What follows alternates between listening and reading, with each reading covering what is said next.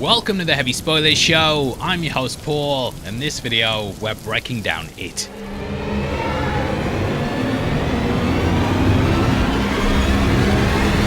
After our 1990s miniseries review and our weekly breakdowns on Welcome to Derry, I thought it was time to return to these two films. It Chapter 1 adapts the kid's story in It, and it reintroduced a whole new generation to Pennywise. Released at the perfect time to capitalise on the phenomenon that's Stranger Things, Chapter 1 was and still might be one of King's best adaptations to date. I think my favourite will probably, always be The Shining, but stuff like Carrie, Shawshank Redemption are all incredible films. 11/22/63 is one of my favourite shows as well, and there's countless ideas he's had that I think make amazing stories. However, I think It is probably his most famous at this point. It is the highest grossing horror movie of all time, and there's clearly a reason that the studio keep going back to it. Now, I reread the book in the lead up to these breakdowns, and there's lots of little things that get hinted towards in the movie. There's also Easter eggs laced throughout the film, along with a number of Pennywise appearances. So throughout this video, we'll be breaking down the movie and talking about the book alongside it.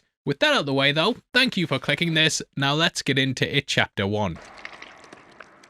Fear. Okay, so development on the movie started all the way back in 2009. David Kajanak was set to bring the story to the big screen, albeit in one single film. However, if you've ever read It, you can see how that would be very difficult, because it's like an entire novel's worth of book dedicated to just Stan's business and his wife, which doesn't really lead to anything. He dies in the third chapter and doesn't play into the adult story at all, really. But yeah, the book is full of stuff like that, and condensing this down is such a tough task that even the two-part television movie struggled to bring it all over. Kajanak was actually trying to get it off the ground for a decade, and he was adamant it was going to be made into an R-rated movie. However, when Warner Brothers changed the release to fall under their New Line division, he clashed with the new execs and ultimately stepped away. This then led to Cary Fukunaga being brought in to both write and direct. They basically changed it to New Line at Warner Brothers, and the worst thing is, they didn't even Warner Brother. Now it was during this they decided it would be two films, with the children and adult parts given their own movies. This is quite different from the book, as they're the stories run concurrently throughout its 1,000-page run. Characters will see something as adults, and it will immediately take them back to their childhood. The kids also go down into the sewers at the same point in the story that the adults do, and they both perform the ritual of Chud in the past and present at the same time. Does that make sense? So you're reading it and it's like the adults are doing it, and then the next paragraph the kids are doing it. Which makes for great reading, seeing both the past and present version doing it together. However,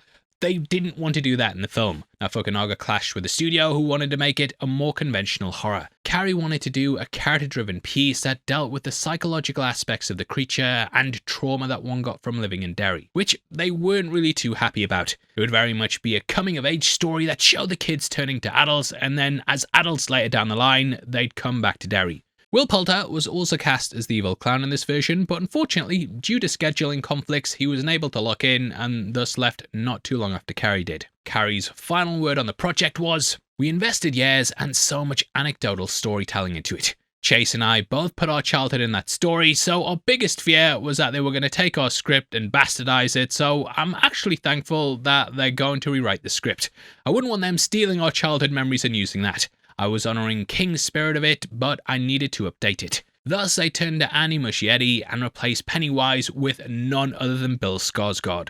Now, as much as I love Will Poulter, and from what I can gather, he absolutely killed the audition and they were very excited about him playing the clown. However, in this version, it's very difficult to imagine anyone else's Pennywise other than Bill. Tim Curry will always be legendary, but in terms of an updated version, I think Skarsgård does it perfectly. However, Mark Rylance, Ben Mendelsohn, Kirk Acevedo, Hugo Weaving, and Tilda Swinton were all considered for the role. Don't know why I pronounce them so badly, but moving on. The decision was also made to set this in the 80s rather than the 50s from the book. I think this worked so well for adults at the time of release, as we were all reminiscing on the 80s, and in 2017, the 80s were so hot right then. Now, what it also allowed for was the time difference between the kids' story and the adults' one to be the same distance as the one from the book. But yeah, again, 80s nostalgia was rife at the time due to Stranger Things, which they even quoted in interviews as inspiring the film. Even them just announcing Finn Wolfhard was playing Richie made it clear what they were doing. But to be fair, I think it really works. Ironically, the Duffer Brothers got rejected from directing the film, and this was due to them not carving out their name yet. They obviously went on to make Stranger Things, so it kind of worked out for the best, but yeah, you could have had those guys behind this as well. Okay, so the movie begins with stormy skies over the Warner Brothers and New Line logo. The latter features a red balloon floating up, which yeah, you get the Easter eggs with that, mate. We've often talked in our breakdowns about how Warner Brothers do this a lot with their logos, and it highlights some things about the movie. The book tells us that a storm always precedes the coming of Pennywise, and this is basically it opening the floodgates to the sewers. Now we open just like the book on the fateful day that Georgie met Pennywise.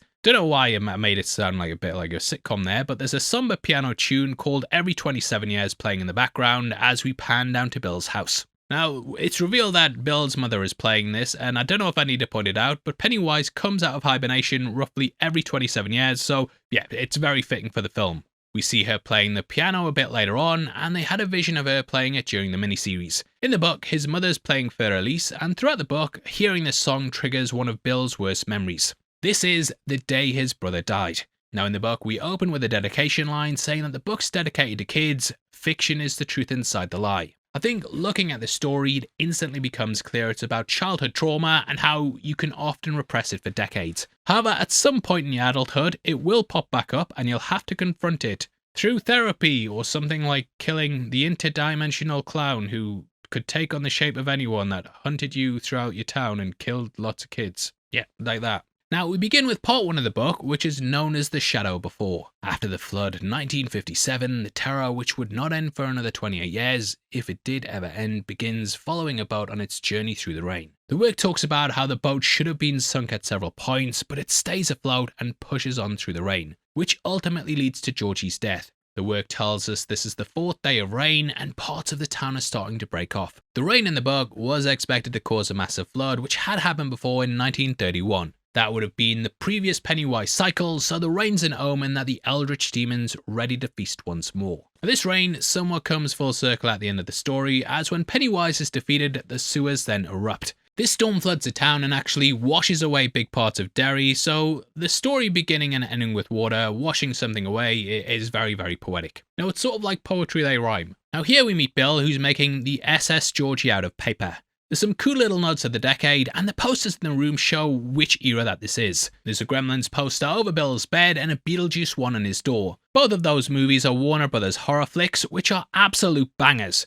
The Gremlins also start off cute before becoming monsters, and Beetlejuice can shapeshift. So both fit Pennywise really well. In the book, Bill is actually sick and can't go out and play with Georgie, but in chapter 2, we learn he was just pretending. I'd come with you if I weren't dying.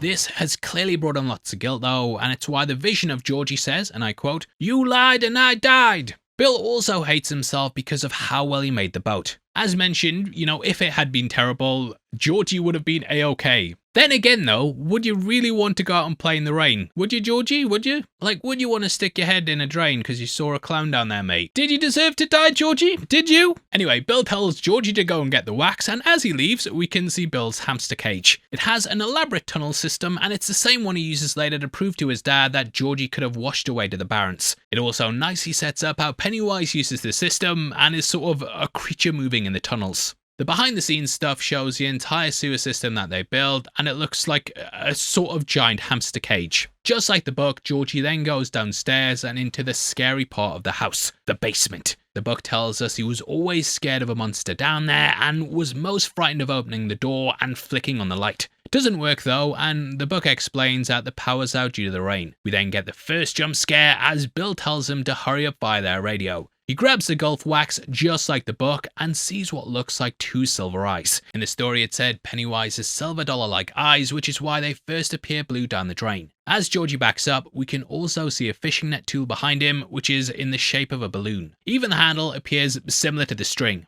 The eyes turn out to be just glass spheres, but it may have been Pennywise lurking in the darkness. There were yellow eyes in there, the sort of eyes he'd always imagined but never actually seen down in the basement. Now the book does confirm that he does indeed hear it. He would hear it.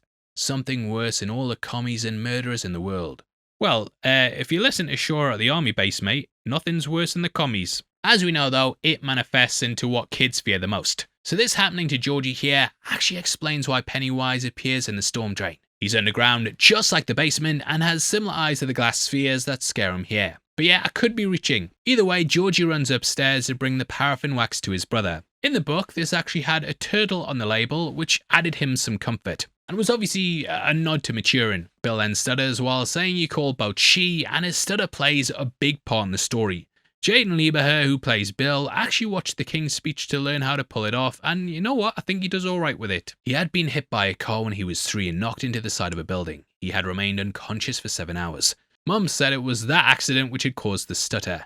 George sometimes got the feeling that his dad, and Bill himself, were not so sure. Georgie then heads out to play with a boat as Bill looks guilty. The sort of survivor's guilt that will stick with him for the rest of his life. Now Georgie has a yellow raincoat on just like in the books, but he's wearing green wellies as opposed to the red ones which are in the story. Comment below if we're being too thorough and I'll stop. Either way, this intro is absolutely unforgettable, and in both adaptations, I think it's the standout scene. King said he knew the movie would be good from just this sequence alone, and it became clear from the intro that Muschietti understood the material. Just like the book, we then see the orange barriers, and Georgie loses pace with the boat. In the book, he says, shit and shinola, but as this isn't in the 1950s, he just says, Bill's gonna kill me. Which, bear with me, is true, as Pennywise is played by Bill Skarsgård. We then get our first look at the creature and hear the iconic line, "Hiya, Georgie." Pennywise has that, unforgettable smile, and Skarsgård would actually manipulate his lips to look incredibly creepy. This is something he's apparently done since he was a child. The false teeth also pushed his mouth out, and this caused Skarsgård to drool. Now, they started off like, oh mate, I'm drooling all the time. However, they realized this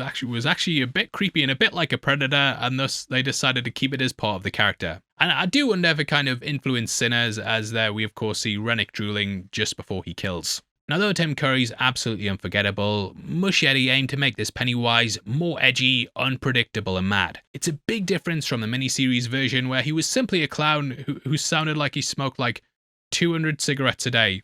Very wise of your dad, Georgie. Very wise indeed. Bill and Andy wanted to make Pennywise more childlike, which included cheek prosthetics and at times those baby blue eyes. They were actually Skarsgård's real ones, but they switched to orange when he's just about to attack. In the book, Georgie actually noticed they were yellow and was confused to why they changed to blue. Now, the novel mentions that the blue is just like Bill and his mother's eyes, and it's something Pennywise does to make him more at ease. It's kind of like luring the kid in with a face he can trust, and one of the biggest manipulations that the shapeshifter does. The eyes then switch to orange, which I feel is a precursor to the Deadlights. Now, in our miniseries breakdown, we talked about how Pennywise was inspired by Clarabelle the Clown and Ronald McDonald. However, the costume here was inspired by Renaissance paintings, and the production wanted to make him truly seem like a clown out of time. The lines also go up from his lips, which makes it look like his smile is floating, so yeah, it's quite a cool character design. Alec Gillis and Tom Woodruff Jr. were the ones behind the effects, and they'd also worked on things like Aliens and Predator, which breakdowns on the channel now. There's a head prosthetic that makes the top of his head seem much bigger, and I tried looking into what inspired the now iconic makeup, but honestly,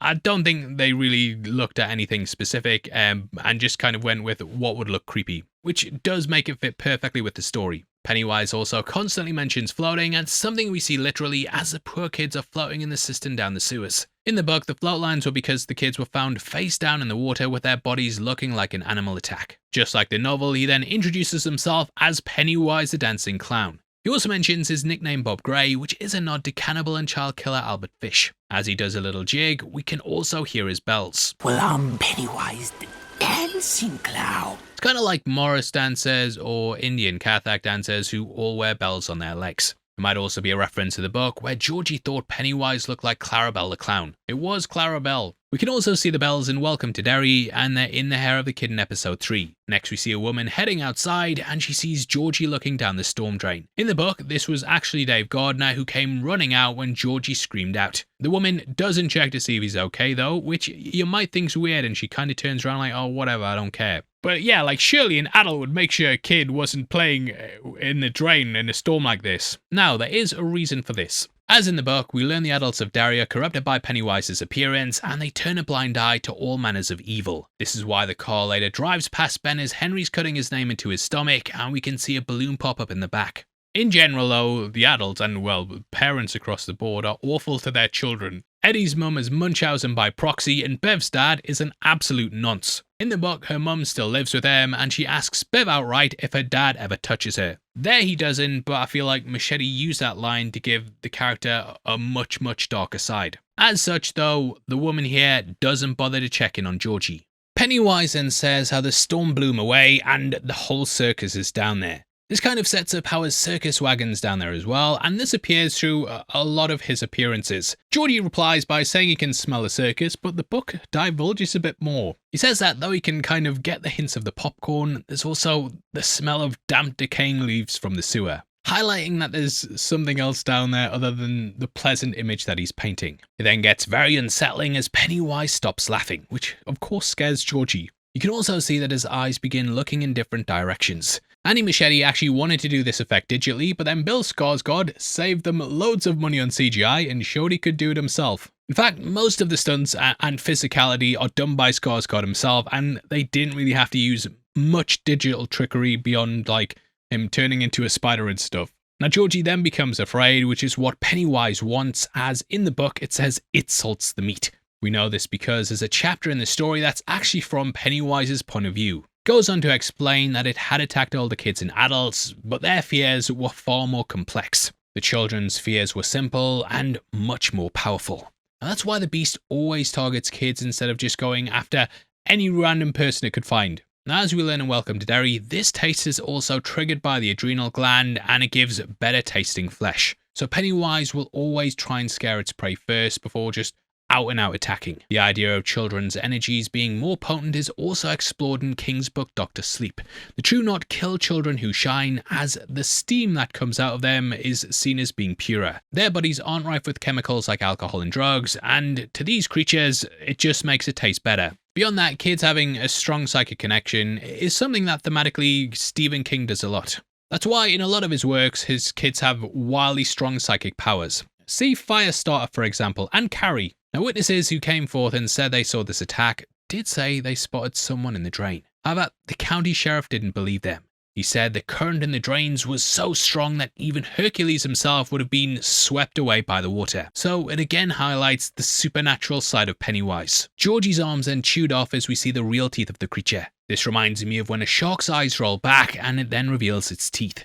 In between it, we cut to like the cutest cat I've ever seen, and I don't know why they do this, but it just juxtaposes the horror really well. We also have the street sign which says Witcham and Jackson. This is mentioned in the book by name, and in what's a coincidence, Georgie is played by Jackson Robert Scott. It's a truly shocking and gut-wrenching scene though, as Georgie's taken below the storm drain and down into the sewers. Now the book is a fair bit different at this moment, as Georgie's body was just left there in the street. As mentioned, the guy hears the screams and then runs out to help, only to find that the boys already died from blood loss. This means that Bill's urge to find his brother is only in the movie and not in the book. Even in the miniseries, we then cut to Georgie's funeral, but I did like that Machete changed it, as finding his brother becomes more of a goal. And ultimately, it's much more devastating when he learns the truth in the end. Now, they actually did a pretty funny deleted scene for this moment that is found on the Blu-ray. Thanks. See you later. Bye. Shit. Now at this moment, the book follows Georgie's boat on its journey out of Derry. That journey, I suspect, inspires our trip through the Barrens, and we then arrive in June 1989. However, the story says the boat dipped and swayed and sometimes took on water, but it did not sink. The two brothers had waterproofed it well. I do not know where it finally fetched up, if it ever did. Perhaps it reached the sea and sails there forever, like a magic boat in a fairy tale. All I know is that it was still afloat and still running on the breast of the flood when it passed the incorporated town limits of Derry, Maine, and there it passes out of this tale forever. Which is a very, very poignant way to end the chapter. Now from here, we then cut to Mike at his grandfather's farm. In the book, we actually go to Adrian Mellon's murder at this point, which is what opens up chapter 2. It's actually one of the best chapters of anything I've ever read. It works really well in the standalone thing, and we'll talk about that more in our breakdown for that movie. So make sure you're subscribed. In that, Mike then realizes that it's happening all again, and he decides from this point to make the calls to his childhood friends. So going to Mike is a nice little nod to the original structure of the story. He's working in the farm and culling animals, and you can see that he hesitates when it comes to using the bolt gun. He's scolded by his grandfather Leroy, who is a major character in Welcome to Derry, along with Mike's father Will. In the book, Mike actually lives with Will and has a pretty decent life on the farm. For this though, Mike's parents are dead, and we learn they burned in a fire.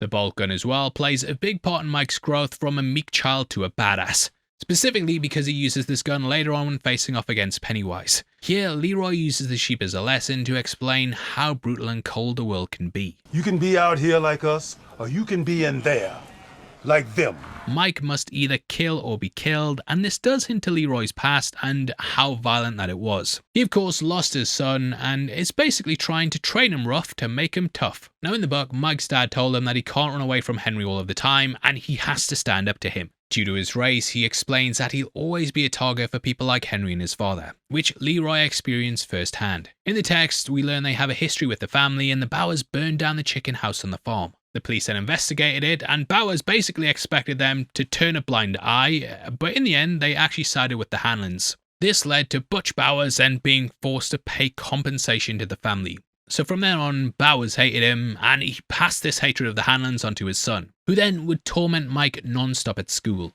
And for me, Mike's probably the character I think the film lets down the most. In the book, Mike's dad teaches him all about Derry's history, and this is crucial in taking down Pennywise both times. However, that fascination with history is given to Ben, and he loses one of the main parts of his character. But I do feel like they're trying to make right on that with Welcome to Derry and give the Hanlons much more of a role. Either way, we then move on to meet the bulk of the Losers Club as school is out for summer. Here we catch Eddie talking about Stan's bar mitzvah, which was a sort of running thing in the book. The kids are quite confused by his religion though, and stuff like circumcision, which I remember, being a kid, stuff like that we talk about like every single day. Just anything involving dicks, when you were a kid, you're like, oh, talk about wanking today. But yeah, Stan isn't that much of a practicing Jew in the book, which was obviously changed for the film. In the source material, he just goes to the synagogue sometimes, but yeah, his father's a rabbi, and he's wearing a kippah, which is also known as the yarmulke. Now Stan discusses that he'll become a man after his bar mitzvah, and we see this as a turning point in the movie where he finally grows up and decides to go off and face off against the clown. It also gets expanded upon later in chapter 2, and they actually use one of the deleted scenes from this movie there. His speech was supposed to be in this, but after they cut it, they just added it to the sequel. We can also hear Love Removal Machine by The Cult playing over the top. It's an absolute banger of a tune that singer Ian Astbury said was like getting on your favourite motorcycle. Riding a bike usually goes hand in hand with freedom, so these kids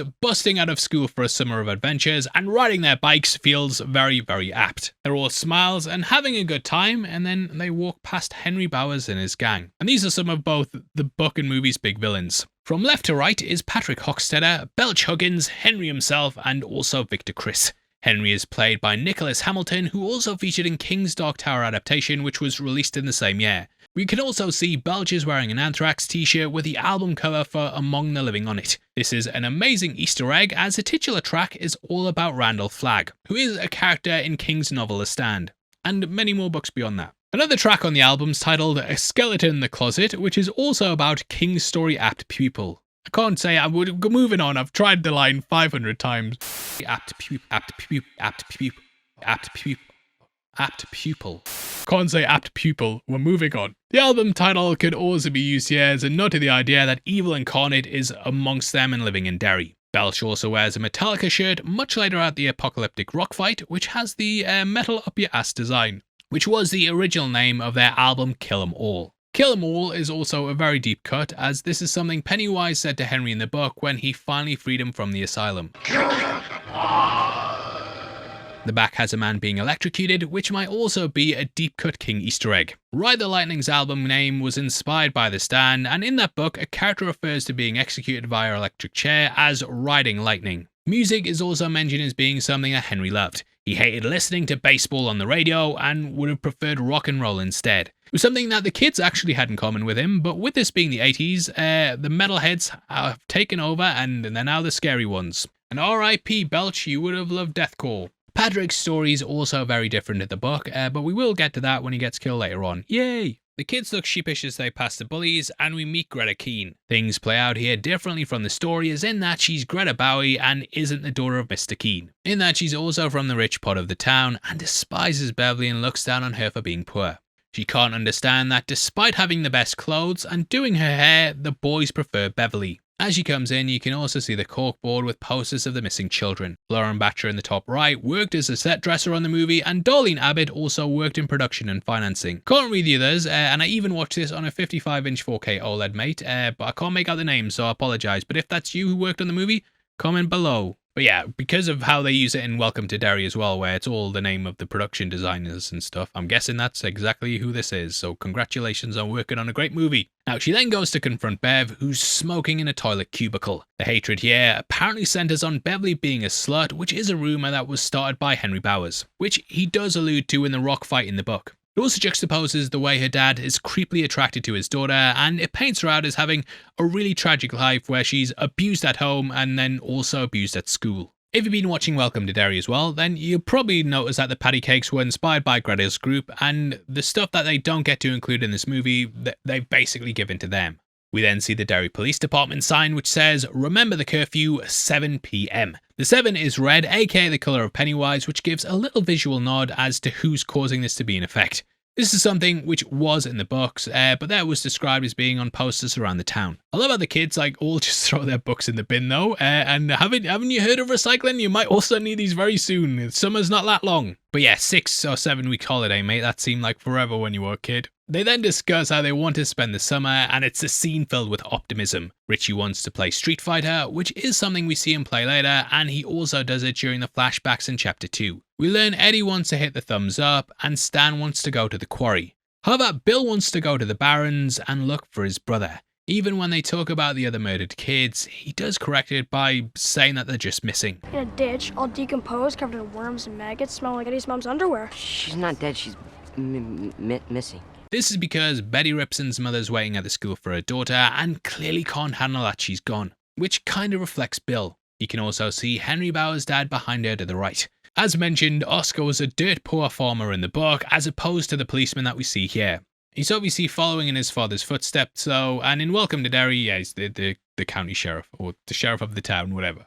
I ain't American, mate, get out of here. Now in the book, Betty was presumed to be the first person to be killed, and her body was gutted and found frozen near Outer Jackson Street. However, the movie opts to make the kids missing, which I think works better with the idea that the kids are floating in the sewers. The Ripsons play a much bigger part in the story, and in the book, Mike even interviews Betty's dad when the murders start up again. All this is cut short though as the Bowers gang arrives and causes trouble for the kids. I did chuckle as Henry was pulling Richie's backpack, and it was like that meme of Darkseid and Superman. Patrick then throws Stanley's yarmulke away after calling him a flamer, and Belch lives up to his name, which is disgusting. Bill's then called a loser, and it foreshadows the name of the group. What are we, some kind of losers club? That sort of thing. Now, we do learn that due to Georgie's death, that Henry's basically left him alone for a year. But you only get a year, mate. That's all I'll feel bad for, and I'm gonna beat the shit out of you now. Luckily for Bill though, Henry's intimidated by his father. In the book, he's abusive, racist, and also a bit psychotic. Like so psychotic, people in town stay away from him. This psychosis was also passed on to his son, and Henry even tried to make his dad proud by poisoning Mike's dog, which in the book is called Mr. Chips.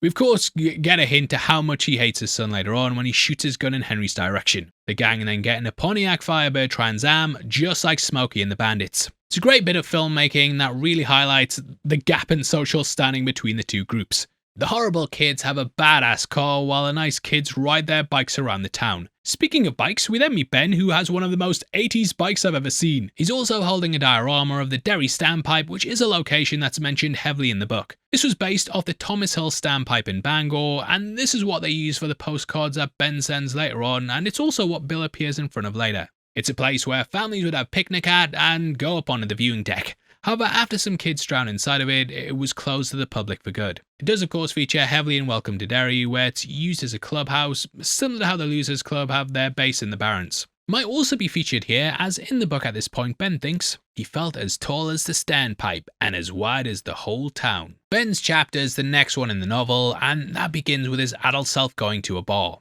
I'll talk about that more in chapter 2, but he basically recounts his childhood at the barman before deciding to set off to Derry. It's called Ben Hanscom Takes a Fall, and it's about him going over the edge and going into the Barrens, which is where he meets his friends. Now in the book, we learn Henry's been looking for him for a while because Ben wouldn't let him cheat off his test. This led to him being put in summer school, and his dad also beat him. This wasn't because Oscar was mad at his kid being a dummy though, but because he needed Henry to work on the farm. However, with that farm cut, we miss out on some vital context as to why Ben's being targeted. Everyone knows he's looking for you. Now in the book, he thinks about how if he makes it through summer without seeing him, he'll be out of junior high and then won't see Henry again. Henry will be kept back another year and Ben will be off living his best life. It's here though that Ben develops his crush on Bev. In the book, he observes everything about her from the way her hair is down to her bracelets. As we see her writing in the book, we can even see him focusing on pretty much every detail of the character. In the book, as he's walking home, he also mutters Beverly Hanscom and clearly falls in love with her from this moment. He's listening to You Got It, The Right Stuff by New Kids on the Block, and Bev jokes that she gets it,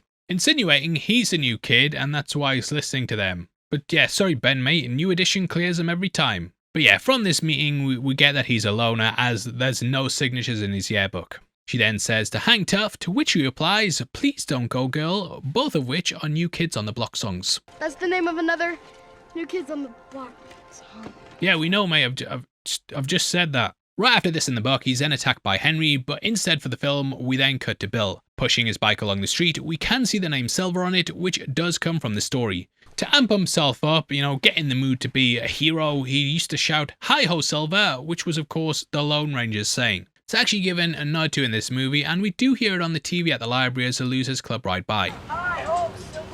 We can also hear him stuttering and trying to say he thrusts his fist against the post and insists he still sees the ghosts. It's something he was taught to use to get over his stutter, and it made him feel confident. He said this when he first defeated Pennywise, and when his stutter came back when he was older, he'd also repeat it there. Now his dad isn't happy with him as he asks Bill to stop looking for Georgie and says that he's dead, which, whoa, spoiler alert mate. But yeah, again, it's something that Bill refuses to accept. We don't actually see his parents much past this scene, but there were actually a few deleted scenes involving them. The first of these was that they were going to have dinner after Georgie's death, and the second was that his dad would check for Bill in the basement after Pennywise locked him down there. This would have been revealed to have been flooded, but Bill's dad couldn't see the water. Much like how Bev's dad can't see the blood in the bathroom. I do like this lack of parents though, and the only ones we see are absolutely awful. It hammers home that the Derry curse has consumed the adults, and it strips away your optimism. We then cut to Mike, who's taking the farm's meat to the butcher's. It's a location featured in Welcome to Derry, and his grandmother brought produce from there as well. This was during her first trip to the city, and it's our first time seeing Mike going through it too. So it's kind of like poetry they rhyme. He's delivering the meat in red packages as well, much like how Stanley the Cleaver handed them off to his mother. Now in the film, Mike's a homeschool kid, but in the book, he went to Neobold Street Church School. As he stops his bike, we can also see Tony's barbershop. I've always seen this as a nod to Tony from The Shining, especially as Dick Halloran features in the book, as I'm sure you know at this point. Unfortunately for Mike, Henry and co spot him from the car and then chase after him. This is the same alleyway where the kids patch up Ben, and it's a place of strength that Pennywise later infects. Further dating us, in 1989 are the movies showing at the Capitol Cinema, which has since reopened. There's Batman and also Lethal Weapon 2. Diplomatic community. Keaton also of course starred in Beetlejuice as well, and he's so hot right then. And yeah, Batman is also owned by Warner Brothers. Pennywise then taunts Mike by showing him his parents burning in the apartment fire. Now this change is odd because yeah, Will's in the book quite a lot. However, I don't think Muschietti was planning on doing the black spot at the time, and he may have thought this was his only chance to reference it. In the book, Will was caught up in that fire, and though he escaped, it may be playing off that. Just before Mike removes the parcels from the bike's basket, we can also see a mural that shows the Bradley Gang massacre. This is part of the 1935 cycle when a group of gangsters came to the town to buy more ammo. They were on the run, but the gun store owner recognized them and tricked them into staying and coming back another day. Between then and the gang's return, he then rounded up every man in the town to basically just stand and shoot them, which is a tactic they also do in Dr. Sleep, and I'm telling you it works. Now some witnesses claim to see Pennywise there just floating outside of a building, and he was shooting as well and diving out the window like he was from the Matrix or something. That was of course shown in the intro to Welcome to Derry, and the gang itself were based off the real life Brady gang. Now, we know that Pennywise was involved in both of these events because of things that we see later down the line. When Mike looks at a photo of the news report of his parents' death in chapter 2, we can see that the fire forms the word it. As for the Bradley gang, Pennywise later ends up appearing in the mural. When the kids first arrive to patch up Ben, we can't see anyone under the tire of the car. However, later in the scene, we can see Pennywise sitting there, revealing he was involved in them both. Pennywise then reveals himself to Mike, complete with orange eyes. However, luckily, Mike's kind of saved by Bauer's gang, who shows up and, shout at him and basically be dickheads. At the moment, they're playing the song 666 by Anvil, and 666 reference the devil, mate, you know that one. We then cut to Stanley, who's practicing his Torah reading. As mentioned earlier, this part is all new for the movie, including this scene. His father was in Welcome to Derry, and Stan's uncle Theodore was a victim of Pennywise in the 50s. Yeah, stuff like this is often a problem with prequels, but luckily, we can explain it away, because there's a Derry curse that gives everyone amnesia. We then see as Stanley's framed as being behind bars, which gives the illusion that he's caught in a prison. And yeah, you can apply that to the character. He doesn't really have much interest in his religion, but has to because of his father. Mr. Urias is framed as being above him, so Stan feels small and below him. It also shows that his father literally looks down on him. Now sadly, Stanley is a bit underdeveloped in the movie, as his hobbies such as birdwatching are not included in the film. They are very important to the character though, and at one point he even manages to hold off Pennywise by simply reciting bird names. I'm not going to make any tit jokes. But yeah, here he's a rather simple character. And that might even be because he doesn't return to Derry during chapter 2. The pressure is then shown later in the scene as he walks into the office and the Star of David is literally shining down on him. We also see how Stanley's terrified of the painting in his dad's office. Annie Muschietti has said that the paintings of Amedeo Modigliani inspired both this and his previous movie Mama. The director also apparently had a similar painting as a child, which used to freak him out. And yeah, it's a very creepy painting, and I don't know why you'd hang this up anywhere. They also kind of develop how Stan has OCD, and despite his fear, he still straightens the picture up. This is a little thing that builds his character that shows he can face his fears and doesn't let them get the better of him. In the book, he was integral to cleaning up Bev's bathroom, and the movie does portray him as being quite methodical when he spends ages cleaning the window. The woman in the painting then becomes real and chases after him as we cut to the rest of the kids. They're stocking up to go to the sewers, and we see just how much medication Eddie's mum has. On the table is a massive daily pill pot, and Richie opens the cupboard to find more medicine than Keen's pharmacy. As mentioned earlier, his mother has a form of Munchausen by proxy where she pretends that Eddie's sick so she retains control over his life. The book goes into great detail about it, and Mr. Keen even just puts a placebo in his inhaler. We even see things from his point of view, and basically I was thinking like, yeah, this is just all water, the kid's not having an asthma attack at all. Does fit in the theme with most of their parents having some sort of abuse and desire for control though, and you can kind of see this as being like them keeping the kids safe in their own twisted way. As with Belcher's t-shirt, Bill's one here references a building in the book. There was a baseball field outside of Tracker Brothers truck depot, and Stan and Belch would actually play there. Eddie then picks up his inhaler and wants to know where the boys are going. His mother would never let him go to the sewers, however the TV says,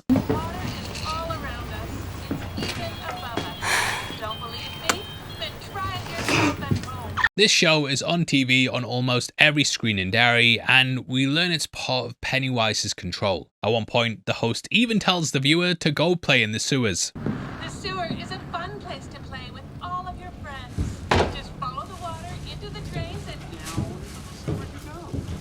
When you're with your friends in the sewers, you can be as silly as a clown. That's right.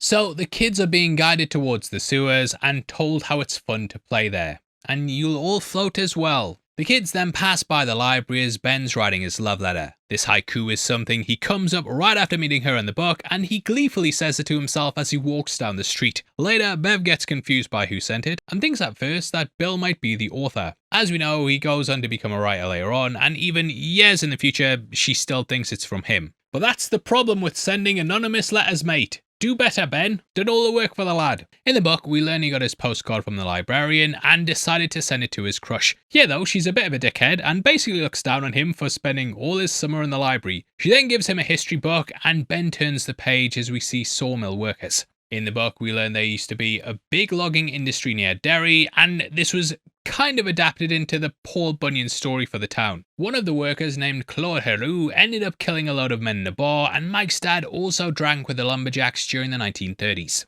So I love this attention to detail here. This scene with the lumberjacks was actually in the script, so it is kind of a shame that we never got to see it. There's also a massacre in 1851 where a load of lumberjacks were found dead in a cabin. Mike thought that Hero's massacre set off Pennywise's terror around that time, which also included the ironworks explosion. That's what Ben looks at next, and we can see the date of 1908. That's the year a young Shaw went to the circus, and in the photo you can see Pennywise's cardigan. Behind Ben, we then see as one of the librarians turns and starts staring very creepily at him. As we pointed out in a number of our breakdowns, this is actually Pennywise in disguise. This birthed my greatest thumbnail ever and is responsible for a lot of the channel's success. So thank you, Andy, I really appreciate it. Ben then flicks to the next photo, which has another hidden Pennywise. If you look very closely in the top left, you will see the figure, though he is quite blurred. We then learn how the ironworks blew up and killed 102 people. Kids' body parts were found all over the town, including trees, which we do see in the album.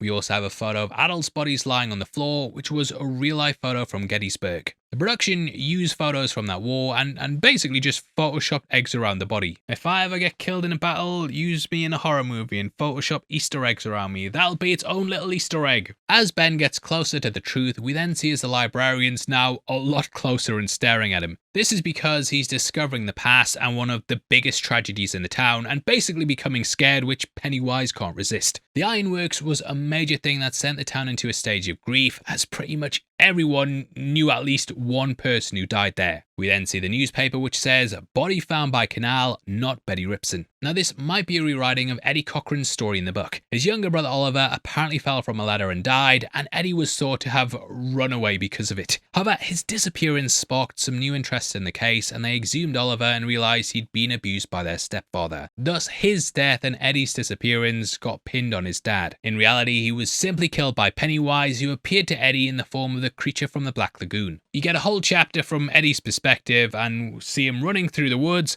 nearly getting there, and at the last second getting pulled back by Pennywise, and it's quite haunting. We then see the trademark red balloon, and it lures Ben to a smouldering egg, which of course plays off the ironworks. We can also see a painting at the end of the hallway which appears to be a Native American camp. It's explained in chapter 2 that the local Americans used the ritual of Chur to defeat Pennywise, or at least they thought they did, as they were killed when trying to do it. But I do wonder if this picture is referencing them, and as we've seen in Welcome to Derry, you know, the Native Americans have a strong presence in the town. The kids' laughter then taunts Ben, just as the sound of kids is used to taunt Bev later in her bathroom. The boy from earlier, who got a bit headless, he comes down the stairs and then chases after Ben, and even makes fun of his weight.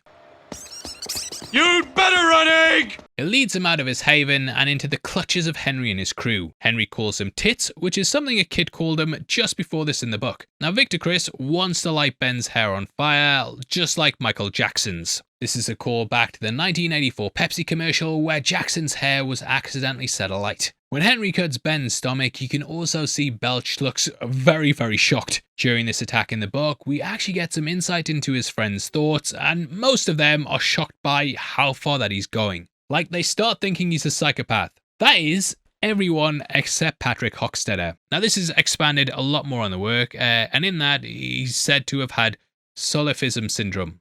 I think I got that pronunciation right. Now, but this is where someone thinks there's no reality beyond their own mind. Patrick thought that everyone else was just a figment of his imagination, and he had actually killed before.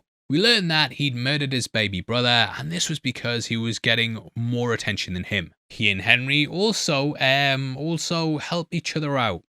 Look, you can figure it out, you know what I'm saying. They skip over all of that for the movie though, and instead just keep things simple for the film. Ben then manages to escape by falling backwards, and he tumbles into the barrens. In the book, he kind of sees this as being a positive, and he was able to use his weight to push against Henry and help break the fence. Henry then loses his knife, which actually belongs to his dad. Ben then passes by a sewer spout, which is likely what alerts Pennywise. It's probably drawn towards the smell of Ben's fear, and then the rest of the group splitting up isolates them all. Who isn't splitting up though is the Losers Club, and we join them entering a sewer tunnel. Here the lads are investigating Bill's idea that his brother could have ended up in the tunnels. However, in the book, they were actually building a dam, only for it to end up being destroyed by Henry's goons. Ben eventually then came across them and offered them help to build it, which sort of played into his interest in architecture. This is actually a big part of his career going forward, and in the book, it turns out he built the BBC building, which he revealed was actually just Derry's public library turned on its side. Now we see that when it comes to the sewers, Stan and Ed are petrified of going in, and they hang back at the entrance. Eddie, you know, is obviously a clean freak, but with Stan, it kind of foreshadows him not wanting to come back to Derry when he's older. Richie and Eddie are hilarious together though, as the former does a lot of different impressions. It's something he does a lot in the book, and a lot of them were very, let's say, of the time, shall we say. In the book, in the book, they're a bit racist, mate. In general, I do think Richie is very, very annoying in the story. And if you listen to the audiobook, mate, fucking hell. But yeah, I think in the film, he's actually quite good. And even better in chapter 2. Now, it's here one of Bill's theories is confirmed as he comes across Betty Ripson's shoe. How do you think Betty feels? Running around these tunnels with only one freaking shoe? We see visions of her a few times throughout the movie, including her torso at Neobolt Street. They also bring her back in a really subtle way in chapter 2, which I will talk about, so make sure you subscribe. Bill then tries to guilt trip the others to come in with him, deeper into the sewers, and it's the classic hero's journey into the abyss. Stanley again though hints at his reluctance to go, and he just wants to have a very simple and easy life. It's summer. We're supposed to be having fun. Luckily for Eddie and Stan, they get a reprieve as Ben hurtles in. Meanwhile, we see as Patrick experiences his last moments on Earth. He whips out his lighter and aerosol can, just like how he was going to burn Ben on the bridge. We can also see Tom from Tom and Jerry on his shirt, which is also owned by Warner Brothers. Setting a light to the spray, this is actually an Easter egg from the book. The Bowers gang had a chapter where they would light each other's farts while Bev sat around and spied on them. Yep, no wonder the book is over 1,000 pages long. Did that chapter need to be in the book, King? Hochstadter's death, though, is actually very different at the source material as he dies near his fridge in the novel. Along with baby murder, he also tortured animals and kept them in an old fridge. After he serviced Henry, he wanted to take it further. However, Bowers threatened to expose his fridge of experiments if he told anyone about their intimate moment. As such, Patrick went to clear the evidence, but was attacked by Pennywise, who appeared in the form of a swarm of leeches. They were the only thing he was scared of, and this is because when he was a kid, some got stuck to him in a river. Here though, he's terrified of zombies, and we see he's startled by the bodies of the missing kids, with 2 of them wearing Derry Tiger tops. This is the school's football team, which was also mentioned in 11/22/63. Now, Patrick being located in the sewers, that isn't just a change to make it scarier, it's actually a direct nod to that novel. Or at least I think it is. That book sees a man going back in time to try and stop the assassination of JFK. He ends up in an alternate version of Derry where Patrick was found dead in the sewers by some kids. So yeah, possibly a nod to that. The trademark balloon then appears with it saying, "I heart Derry." In the book, this was actually written on the hat that Adrian Mellon wore, and the slogan also returns at the start of chapter 2. The kids then help Ben go and get fixed up by riding their bikes to Keen's pharmacy. In the book though, Ben waited by the dam while Bill went to get some medicine. For Eddie, he was apparently having an asthma attack and needed his inhaler filled to help him settle down. He was basically kind of hyperventilating, but then calmed down, and then when they brought the inhaler back, he started going crazy again. They did that and he calmed down because it was a gazebo. It was all a gazebo. Sorry, a placebo. But yeah, here Eddie's petrified of the AIDS epidemic, saying his mum's friend got AIDS from touching a dirty pole in New York. Which of course isn't how it transfers. However, that was something people believed in at the time, and it was only when, like, I think Princess Diana came out and held a child's hand who had AIDS that people started to lose the stigmatism around the virus. Naturally though, his mother's been using this sort of thing to scare and control her son. Inside the pharmacy, we then see Eddie pick up each of the things they need. However, they only have a handful of dollars. His mum has an account though, but his mum will kill him if she finds out what they're doing. He says she'll have him in the emergency room, which is also something that he says in the book. It's here though that they finally meet Bev. She's in there buying pads and runs into the boys while trying to avoid Greta. As the boys try and run out with the bandages, she distracts Mr. Keene by saying he looks like Clark Kent. He then says she looks like Lois Lane when trying on his glasses. I'm getting the word. Nonce. It's just so messed up that the girl who's abusing her at school, her dad's also trying to abuse her, and it basically paints out the town as being very messed up. You can see that she also looks really zoned out as he bends over to pick up the mess, and this is likely because she's having to play up to the same kind of creep her dad is. Eddie, who clearly has experience with medicine, and patches up Ben as Bev runs across them. As we see her walk down the street, we can also see a missing persons poster for Jonathan Chan. This is a reference to John Chan, aka the second assistant art director. Now their meeting and her basically coming into the group, that's completely different in the book. There she met Ben outside school and then joined up with Richie and Ben when they went out to the cinema. It's here that they had a massive showdown against Bowers and his gang, and then basically one-upped them, and it was their first time standing up to bullies and showing they could do it. Bill has an instant crush on here though, and he thanks her for helping them. From his point of view, she walks in slow motion, and it's a lot like when Rich sees Marge in Welcome to Derry. Now begins the weird love triangle where Bev thinks that Bill sent the postcard. Ben also teases Ben, asking if they've got the right stuff to fix them up, with the right stuff of course being a New Kids on the Block song. That's the name of another New Kids on the Block song. Yeah mate, we know. Stop fucking taking my job. Ben is cut up really badly though, and when I think about it, he's definitely going to need some new clothes. Why not check out our merch store right below the video? There we've just launched lots of Welcome to Derry shirts, including the Deadlights one, which is one of my favourite designs we've ever done. Look how good that is. That's of course based off the Thing poster, and you can get that and more with bigger discounts for the more you buy, all below the video. Thank you. Now, we then learn that there's a rumour that Bev slept with Henry, but in the book, this was revealed to be sexual assault. We then learn that Bev and Bill kissed in the school play in the 3rd grade, which Ben's clearly jealous about. We then cut to Bev's home, and there's a clown toy on the side. This of course looks a lot like Pennywise, and I feel like it's there to show that the clown kind of has an effect on Alvin Marsh. And that of course also looks over the TV, which is also influencing him. Alvin works at the Derry Home Hospital, just like the book, whereas in the miniseries he worked at the school. Now after her dad touches her hair in a very weird fashion, she then goes and cuts it in the bathroom. This is an act of defiance, as she wants to reject what her father likes about her. It's also the side of her vision later when she hears the kids down the drain. So her pain might lure Pennywise to attack her here. It makes her the perfect victim, and it's also where Pennywise grabs her before taking her to the sewers. She then goes to the boys in the quarry and jumps in first completely fearlessly. This helps her ignore her home life, and she realizes they're stronger together. Bill looks at her trying to be all coy, but she clearly notices him. It's here that they also see a turtle in the water, which again is another reference to maturing. It's a turtle.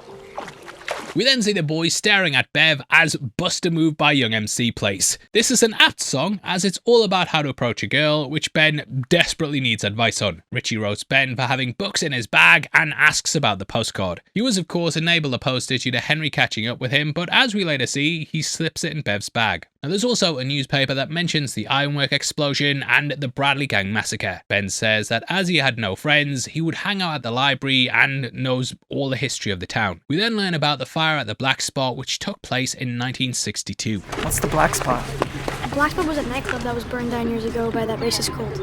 The place gets set up in Welcome to Derry, but it looks a lot different to the location here in the photo. Machete, you hack! We hear how it was burned down by the Legion of White Decency, though in the book, Pennywise was there as well. He appeared as a bird and killed lots of the racist and patrons alike. Bill then notices Bev's hair, but he ends up stuttering. Ben swoops in and compliments the change in her look, but I still feel like the love triangle thing is just the weakest part of the story, I would say. Ben then mentions that people disappear here 6 more times than the national average. That's also just counting adults, and when it comes to kids, it's much, much higher. Due to the Derry curse though, the missing kids are swept under the rug after each cycle. The killings are normally pinned on someone innocent, and in this case, they're going to be pinned on Henry Bowers. Well, he's not really innocent, he still kills his dad, but yeah, they pin a lot of crimes on the kid. Welcome to Derry in the book, though, goes some ways to explain this, and in the 1930 cycle, they blamed it on the Great Depression. There was theorized that the kids died due to malnutrition, or they simply ran away. This is also given a nod to in the book, where it talks about the cycle during that time. It was a depression. Most of them probably got tired of eating potato soup or going flat hungry at home and went off riding the rods looking for something better. During 1958, 127 children ranging in the age from 3 to 19 were reported missing in Derry. Was there a depression in 1958? I asked Chief Rademacher. No, he said. But people move around a lot, Hanlon. Kids in particular get itchy feet. Have a fight with their folks about coming in late after a date and boom, they're gone. I showed Chief Rademacher the picture of Chadalow, which had disappeared in the Derry News in April 1958. You think this one ran away after a fight with his folks about coming in late, Chief Rademacher? He was 3.5 when he dropped out of sight. Rademacher fixed me with a sour glance and told me it sure had been nice talking with me, but if there was nothing else, he was busy. I left. Which again, clearly plays into the curse and how adults will just look the other way. The kids then go to Ben's house to check out his research. Fittingly, we also see a missing persons poster is put up for Patrick Hockstetter. On the left of the poster, you can also see a lot of staples showing how many posters have been put up. And shoutouts to Seas World for that one. We can also see the train in the background, which passed over Maddie in episode 1 of Welcome to Derry. The kids then go to Ben's room as Richie and Eddie are talking about Michael Jackson. Yeah, I heard he has like a roller coaster and like a pet chimp and like an old guy's fucking bones. Yeah.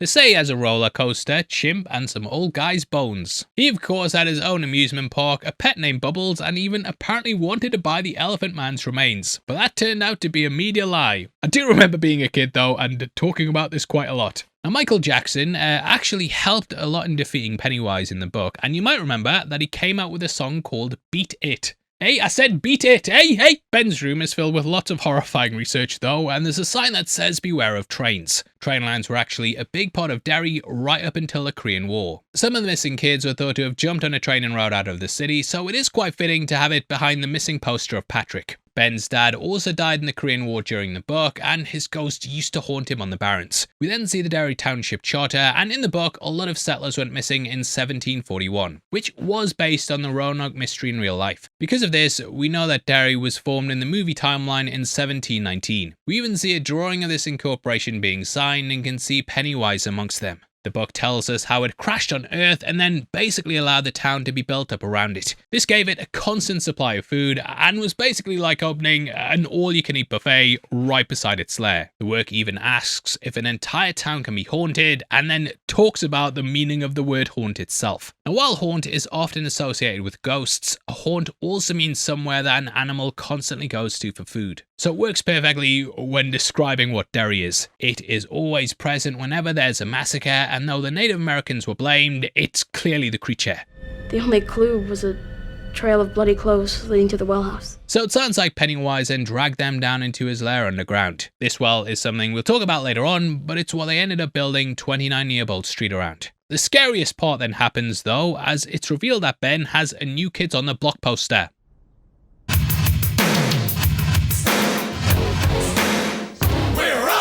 Bill then starts to work things out though, as he asks where the well house is while looking at the slides. Cutting to the missing posters, we then see one for Tanya McGowan. The name is a reference to the movie's art direction assistant, and we then go past the church on Nearbolt Street. In the book, this was where Mike went to school at, and we can hear gospel music coming from the inside.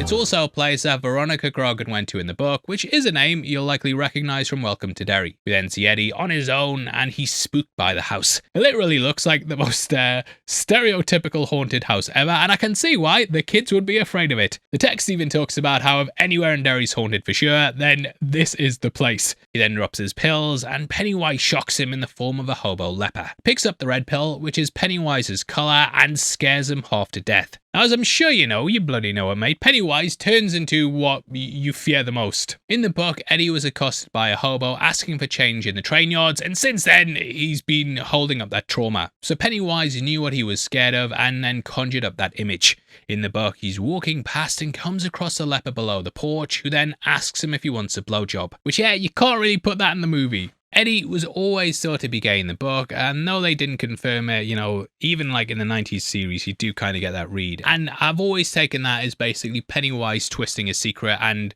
making it scare him. The hobo's nose has completely fallen off, and he looks kind of alien, and would completely scare the shit out of you. Pennywise then appears, and I love the sudden cut to him from Eddie being chased. We see a bunch of balloons, and this is such an iconic shot that I think most people think about when they think about this movie. We can also see the cracks in Pennywise's head, and it's such a good effect. Eddie then manages to escape, but Pennywise has terrified him, and it's starting to salt the meat. It's from here that we then cut to Bev's and can see the playbill for The Frog Prince. It's a classic play about a prince who's been cursed and turned into a frog, and with the kiss from a princess, the prince is saved and turns back into a human. Spoiler alert. Now, because of what was said earlier in the movie, I do think this is the play that Bev and Bill kissed in. As we learn when they're clearing up the bathroom, Bev basically says, I've heard the rumours that I'm a whore, but you're the only person I've ever kissed. And yeah, I think her having this playbill shows how much that moment meant to her. Ben also goes through what's seen as a glow up as well, kind of like the frog, and you could view that as what Bev does for the character. Funnily enough, Ben actually kisses her to save her at the end, and it's sort of like a true love's first kiss from Sleeping Beauty and a reverse version of the play. But yeah, it's kept in plain sight in her bedroom and shows it was a very special moment for her. Now throughout the room there's also an insight into Bev's musical tastes, as there's a poster for the band The Replacements just above her bed. The Replacements is kind of like the Outcasts and the Second Choices and sort of, yeah. Could it play into Ben? Maybe, but I've always thought that they were kind of liked each other the most. Get the hell out of here, Bill! This love triangle shit! She then finds the postcard slipped into her bag. Due to her father's creepiness, she has to take it to the bathroom and she locks the door to make sure he can't get in. He does find it later on though, which sends him absolutely mental. It's probably the first time a boy's ever been romantic towards her though, and this is due to her reputation. Betty Ripson then talks to her through the sink along with the other missing kids, so it destroys her moment of happiness. Now they name themselves as Betty, Veronica Grogan, and also Patrick Hockstetter. In the book, Veronica was one of Bev's friends at school, but they obviously altered it for Welcome to Derry. Now, why this moment's so bad is because Pennywise is basically corrupting her safe space. When we first saw Bev in the movie, she was hiding from the world in a toilet cubicle, and she goes to this bathroom to get away from her dad. So Pennywise has infiltrated her place of sanctuary here, and he covers the place in blood. Also, don't think it's a coincidence that she tried to sneak into the apartment with her Tampax. Alvin wants her to stay a little girl, but she's now turning into a woman, so this blood carries its own darker meaning about menstruation. She should seek help from her father, but he's fast asleep, so she goes to try and see how far the pipe goes down. When I was rewatching this as well, I did wonder if the green used throughout the bathroom was a direct nod to The Shining, as it's similar to the colour scheme used in room 237. The elevator river of blood is of course a massive moment in that movie as well, so they do kind of give a nod to it here with the big blood explosion. She's also grabbed by hair, which is similar to the cut hair that she put down the plug. She gets herself free, but when Alvin bursts in, he can't see the blood, which is another example of Pennywise isolating the children. This works as a metaphor for victims of abuse who often aren't believed by the people in authority. Or they are, but the person looks the other way. He also notices her haircut and says it makes her look like a boy. In another great cut, the water dripping from Bill's ceiling makes water on the paper, which causes the red to run like blood. And hey, that's a pretty good drawing there, mate. Proper captured her likeness there. Either way, it's his turn for a scare, and when he's out in the hallway, the lights turn on in Georgie's room. You can see a Lego turtle on the bedside table, which once again is a direct reference to Maturin. Also on the table is an animal circus toy, complete with a cart. The cart is similar to Pennywise's, and might be why the clown tried to entice Georgie through using the circus. We then hear someone running, and there's muddy footprints that lead down into the basement. The walkie-talkie then startles Bill, which leads him to drop the turtle. And he sort of casts aside the protection of Maturin. Now this moment is slightly different to the book, and Bill had his own sort of blood explosion thing. This happened when he flicked through a photo album of Georgie, and then the picture winked at him. Throwing the book to the floor in fright, it then started pouring blood, and both his parents were unable to see it. And yeah, I can totally get why you wouldn't want to just repeat the Bev scene with Bill. Going downstairs, we can then see recipes as well as flies for Cypress Gardens. This was a theme park in Florida that the family once visited, but unfortunately it's now closed. We see them at it later on during the scene with the slides, and it's ironic that there's a photo of them on a log flume as Georgie went missing down the sewers. It's a reach, I'll admit it. Just like Georgie though, Bill's scared of what's down there in the basement, and it appears to be flooded. I did wonder if this kind of showed that, at the start when he's pretending to be sick and he sends Georgie off to go and get the wax in the basement, was Bill doing that because he was terrified of going down there? And yeah, it kind of just recontextualizes that scene in hindsight. He then walks down the stairs, and there's what looks to be a figure at first with red trousers below them. We then spot Georgie standing in the corner, and the way his eyes shine in the light are a lot like Pennywise's. It's horrifying as Georgie starts to decay, and Pennywise appears like it's something out of Apocalypse Now. Its hands behind Georgie like some sort of horrible ventriloquism act, and the pair say, "You'll float too," before it slams them in the water. We then cut to Bev, who's sitting on the fire escape waiting for her friends. She's called them for help and to see if they can also see the blood in the bathroom. Just like the book, they go up the back way, and this is so no one sees a load of boys going through the front. Also love the subtle detail of her running down the steps and there's just a kid sat there by themselves. And they do look a bit too young to be out there on their own, especially when so many kids go missing. So to me that highlights how little the parents care. But yeah, the parent might be out having to work, they might not lock the kid in all day, but yeah, the kid's just been left alone and something could happen in this town. Now in the book, this scene actually happens after the kids hung out with a guy named Bradley who was a bit of a dick. Beverly beat him at marbles and he screamed at her mother was a whore. However, she replied by saying she's not a whore, she's a waitress, which made all the kids burst out laughing. Kinda just endeared her to the gang and showed she does stand up for people. Now as the kids open the door and see the blood, Eddie's chatting away and his t-shirt might be an Easter egg. It's a car with a creepy smile and it might be a reference to King's other work, Christine. The Plymouth Fury was the car that took Henry to the hotel in the book, while it was a Trans Am in chapter 2. But yeah, could it all be connected?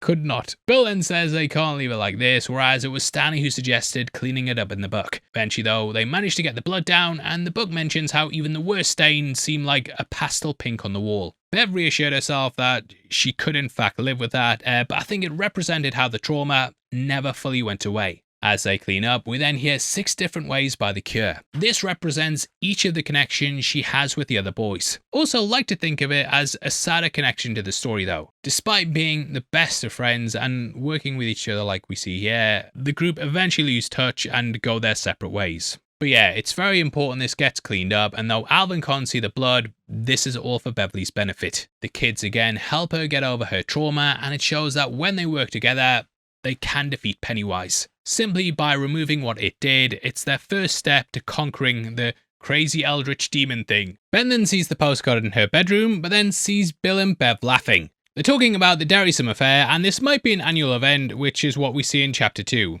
However, they do have an Independence Day one later, so I'm guessing that it's that. She then says how she's only been kissed by one guy, and that's Bill. All the rumours were false, but he has no idea what she means when she recites the poem. If only you'd waited a few more seconds, Ben. Richie then gets called Trash Mouth, which is a nickname he has in the book. Bill then shares that he saw Georgie and Pennywise, and the kids also have clearly had run-ins as well. It's sort of a metaphor for how abuse often goes undetected and committed to lots of different people at a systemic level. However, when one person opens up, the rest normally gain their strength to speak up as well. Out of the group, everyone's seen the clown except Richie, who has yet to see it. He says this. Wait, can only virgins see this stuff? Is that why I'm not seeing this shit? Which did remind me a lot of Jay from The Inbetweeners. Oh right, and what she do to you when you were 12 that was so filthy? Well, when I her, she shit down my arm. The kids don't all share exactly what happened, but they discuss it all later near the Paul Bunyan statue. Now in the book, Stanley actually encountered Pennywise at the standpipe, which is while he was birdwatching. He was locked in and heard something moving around in there with him and tried to bang against the door, but he couldn't escape. It was only upon shouting out the bird names that the door suddenly opened and he managed to get out. The kids then spot Belcher's car and also Mike's bike. There's a sign that says Kenduskeag Trail as well, which is the name of the stream that runs through the Barrens. The Kenduskeag itself ran through King's home in Maine and was a further connection to his life. The kids are very hesitant to go and help though, until Bev makes them. Also love how the kids just drop their bikes while Stanley uses a kickstand. Gotta look after it, keep it in good condition. We then see Mike's face is being pushed into his meat delivery and he's obviously resisting it. However, he looks up to see Pennywise happily chewing away on an arm. Annie Muschietti confirmed that this is indeed Eddie Cochran's arm, who was the character we spoke about earlier. In the book and movie, the kids say that Eddie's hand was found all chewed up near the standpipe, so this is a little nod to that. They say they found part of his hand all chewed up near the standpipe. Henry is absolutely rabid here, and it shows his descent into madness is being furthered by Pennywise. The fight is also in a different location here than in the book, as in the source material it took place at the quarry. The novel also featured Henry trying to terrorize Mike with an M80 firework. But here things are a lot simpler. Mike of course had reservations over killing the sheep, and I'm guessing this is sheep guts that he's forcing his face into, so very messed up. In the book, Henry also tries to negotiate with the Losers Club and says that if they hand Mike over, no harm will come to them. They of course say no, and I love this moment as it shows that when they're united, the kids can stand up against anything. They managed to beat the bullies for the first time ever, and with Mike joining them, they've reached their full power.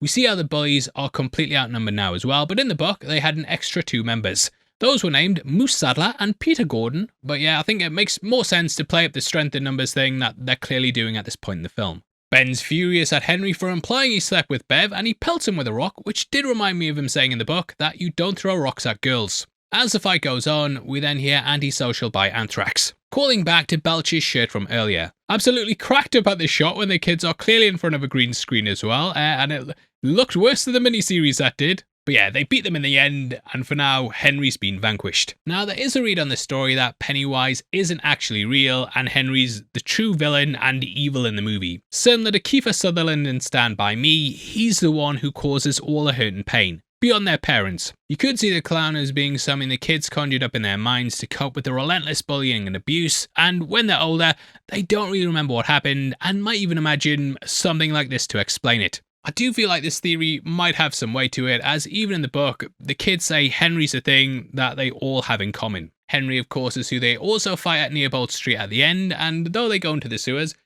they could have imagined it. And we then see them making their way with the train in the background, which is a shot that gets repeated in part 2 and also Welcome to Derry. Trains often symbolise moving forward together, which is what the kids are now doing. Though each carriage is different, they're all on the same track now, moving in the same journey towards the same goal. And united as one, just like a train. Richie even says at this point, Welcome to the Losers Club! So I love this shot of the kids walking in a line with the train also moving in a line behind them. Now I did Google trains in it to see if there were any other potential meanings, and the top result was about the Losers Club running a train on Beverly.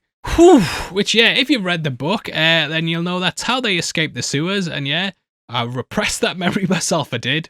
Thank you, Stephen King, for your great works. But it is a very, very weird scene in there. Yeah, King rightly still gets shit for it today. It's so fucking weird. Either way, we then cut to a parade celebrating Independence Day. That is, of course, July 4th, and we can see on the poster of Eddie that he's been missing for 3 days. Bill says Betty's been forgotten about, and the town's kind of moved on to the next missing person. Even her missing poster's been covered up by Eddie's, and if you look at the wall behind Betty's, then you can see there's lots of other posters behind it as well, which is really, really chilling. The kids going missing has almost become normalized, and the older I've got, the more I've realized people do move on from things after quite a short time. You might also notice the poster of the kids next to it talking about the barbecue, and yeah, using kids on a thing advertising food could be a twisted little nod to what Pennywise likes to eat. Ben then brings up the clear pattern of all the big events in Derry. Pennywise attacks every 27 years, and there's always a major disaster that goes along with it. We then cut to them in front of the Paul Bunyan statue, and King based this on the real-life statue of the legendary lumberjack that exists in Bangor, Maine. In the book, the residents were furious at the statue, as they found it very tacky and crap. People protested it, they constantly threw eggs at it, and this is something that we saw during Welcome to Derry. Mike then mentions how his grandfather thinks the town is cursed and that the evil's down to one thing. In Welcome to Derry, we learn that Leroy came into contact with Pennywise, and it sounds like he's tried to warn Mike over the airs. I mean, you could have moved, couldn't you, mate? Well, no, not really. In the book, we learn that people can't simply leave the town, and it takes a certain kind of person with mental fortitude to break Pennywise's pull. Hence why so many of the Losers Club go on to be extremely successful. Stanley then says that none of this is real, and Mike explains his encounter that involved his parents. He says it was the house on Harris Avenue, which might be a reference to Emily Harris or Matthew Harris, who worked on the movie. Also, kind of killed me how Stan talks about the creepy flute woman, and Richie's first question is like, yeah dude, but seriously, how hot is she, bro? She hot? No, Richie. She's not hot. Just want you to stop saying odd shit. We then finally learn what Richie's scared of, and it is of course clowns. He looks at the one on stage and comes into contact with Pennywise at this location during chapter 2. The clown's outfit is also very reminiscent of the notorious killer John Wayne Gacy. Gacy's killings were revealed to the world around the release of the book, but King has denied that Pennywise was based on him. I don't even think it's a case of like him seeing it as being distasteful, as the work was well underway while Gacy was moving undetected. However, because of the similarities between the killer clown and a book about a killer clown, people of course drew comparisons. So it just makes sense to give that a nod in the movies. Now I've always taken this clown as being Pennywise, and it's taunting Richie similar to the librarian. As we learn in chapter 2, right after this moment, he tried to make friends with Henry Bauer's cousin. So yeah, this scene is very important in hindsight. The kids then try and map out the atrocities using a map of the town sewers over the top of it. It allows them to basically triangulate what's happening and work out the epicenter is 29 Neobolt Street. The tunnels underground allow the creature to move, and every disaster is connected by this system. This moment's very similar to the book, as in that Bill worked out it was moving through the sewers. The creature infects the city by shedding in the water, and this allows it to spread out into the town. The book also says there's something weird about Derry, and they describe it as always feeling like it's 13 o'clock, which is a description I always loved. They also talk about how dreams are the escape from Derry, and Derry itself's a nightmare. In one of the interludes, Mike discovers that lots of people have reported that there's voices coming from the drains, and one even said, "I am Legion," which Mike realised is what the devil says in the Bible. Now in the book, after the leper attacked Eddie, Bill and Richie went to the house, where it attacked them as well, yay! They came across the werewolf before them being chased by the clown itself.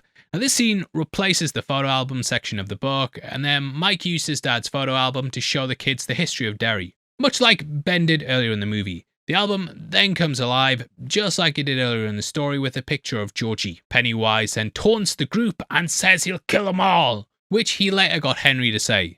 Now in this scene, the kids look over all of the photos, and there was a line that's really stuck with me. They see a photo of Georgie and basically think about how he'll stay 6 forever. He'll never get better at colouring, never grow taller, he'll always just be this kid in the photos.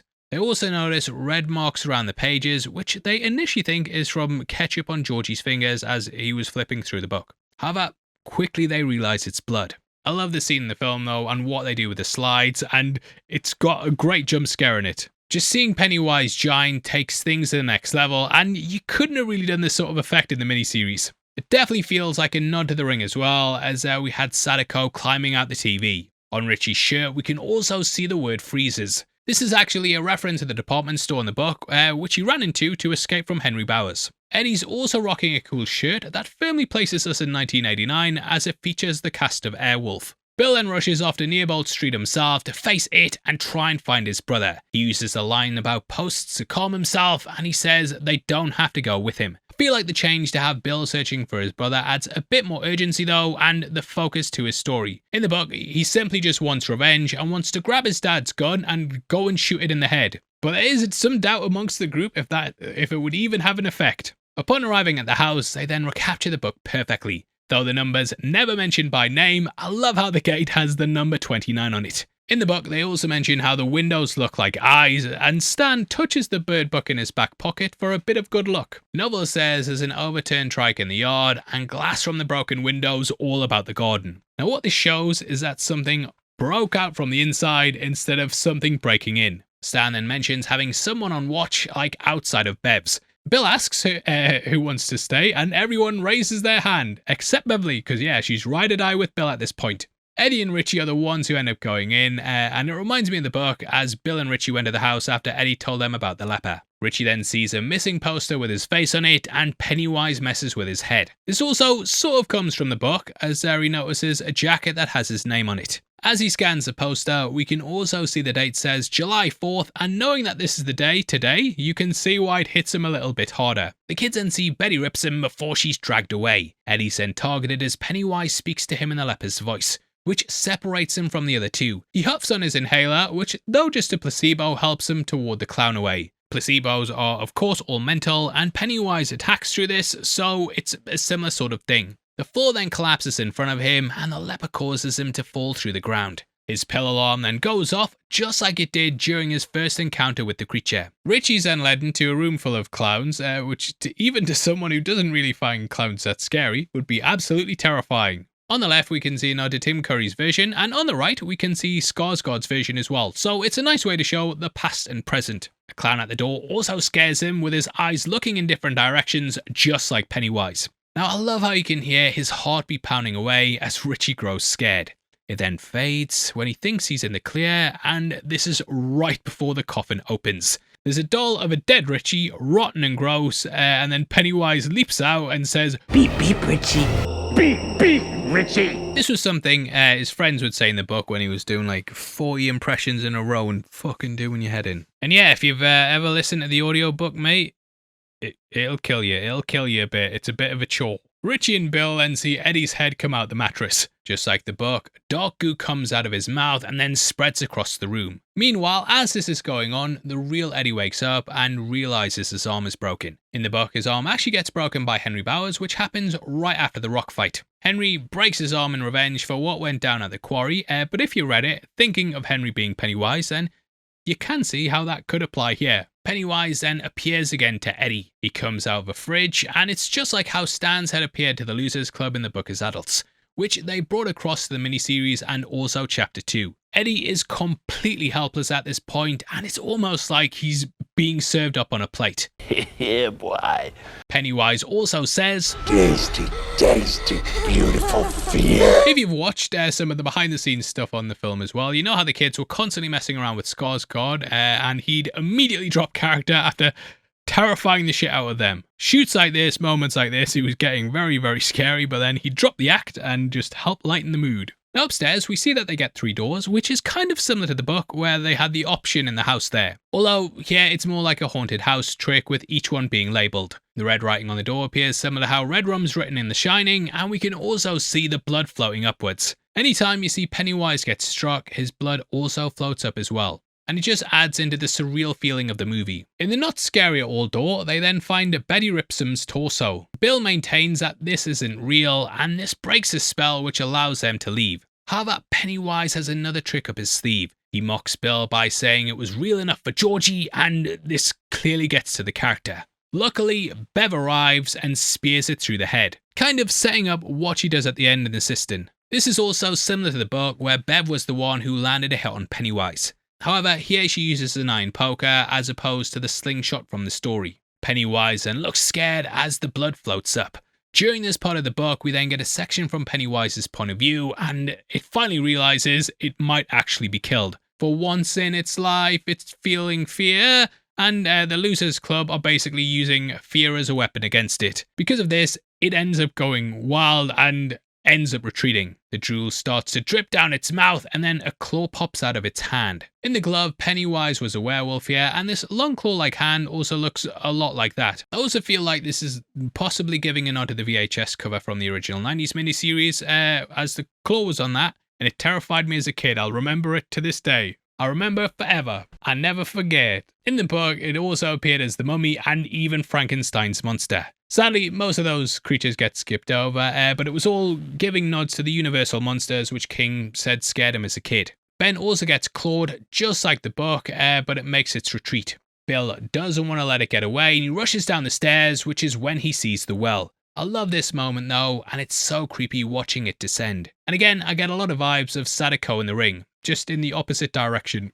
Now, we also had a deleted scene here that showed the kids evacuating the house and taking Eddie with them. Instead, we just see as they leave and get a jump cut to Eddie's mum going absolutely mental, and you even call him Bev a slut and stuff. Fucking weird. Eddie's mum basically blames the kids, and she ends up taking him to hospital. But to be fair, there is actually something wrong with him at this point. The group then argue here, which is actually different to the book, where they're mostly in agreement that they need to take down Pennywise. I did chuckle though when Richie says, I'm sorry, who invited Molly Ringwald into the group? That is of course referencing the 80s movie icon who was in the Breakfast Club, which clearly influenced parts of this movie. The fear is working though, and Richie and Bill fight. Richie basically says, look mate, Georgie is fucking dead, you need to accept it. I'm not getting killed myself. Let's enjoy summer. Boo woo! However, there was no escaping the clown, and as we learn in chapter 2, the kids all had more encounters after this. For the moment though, it's basically the part in Act 2 where the group all go their separate ways, you know that bit in the movie, and we hear the song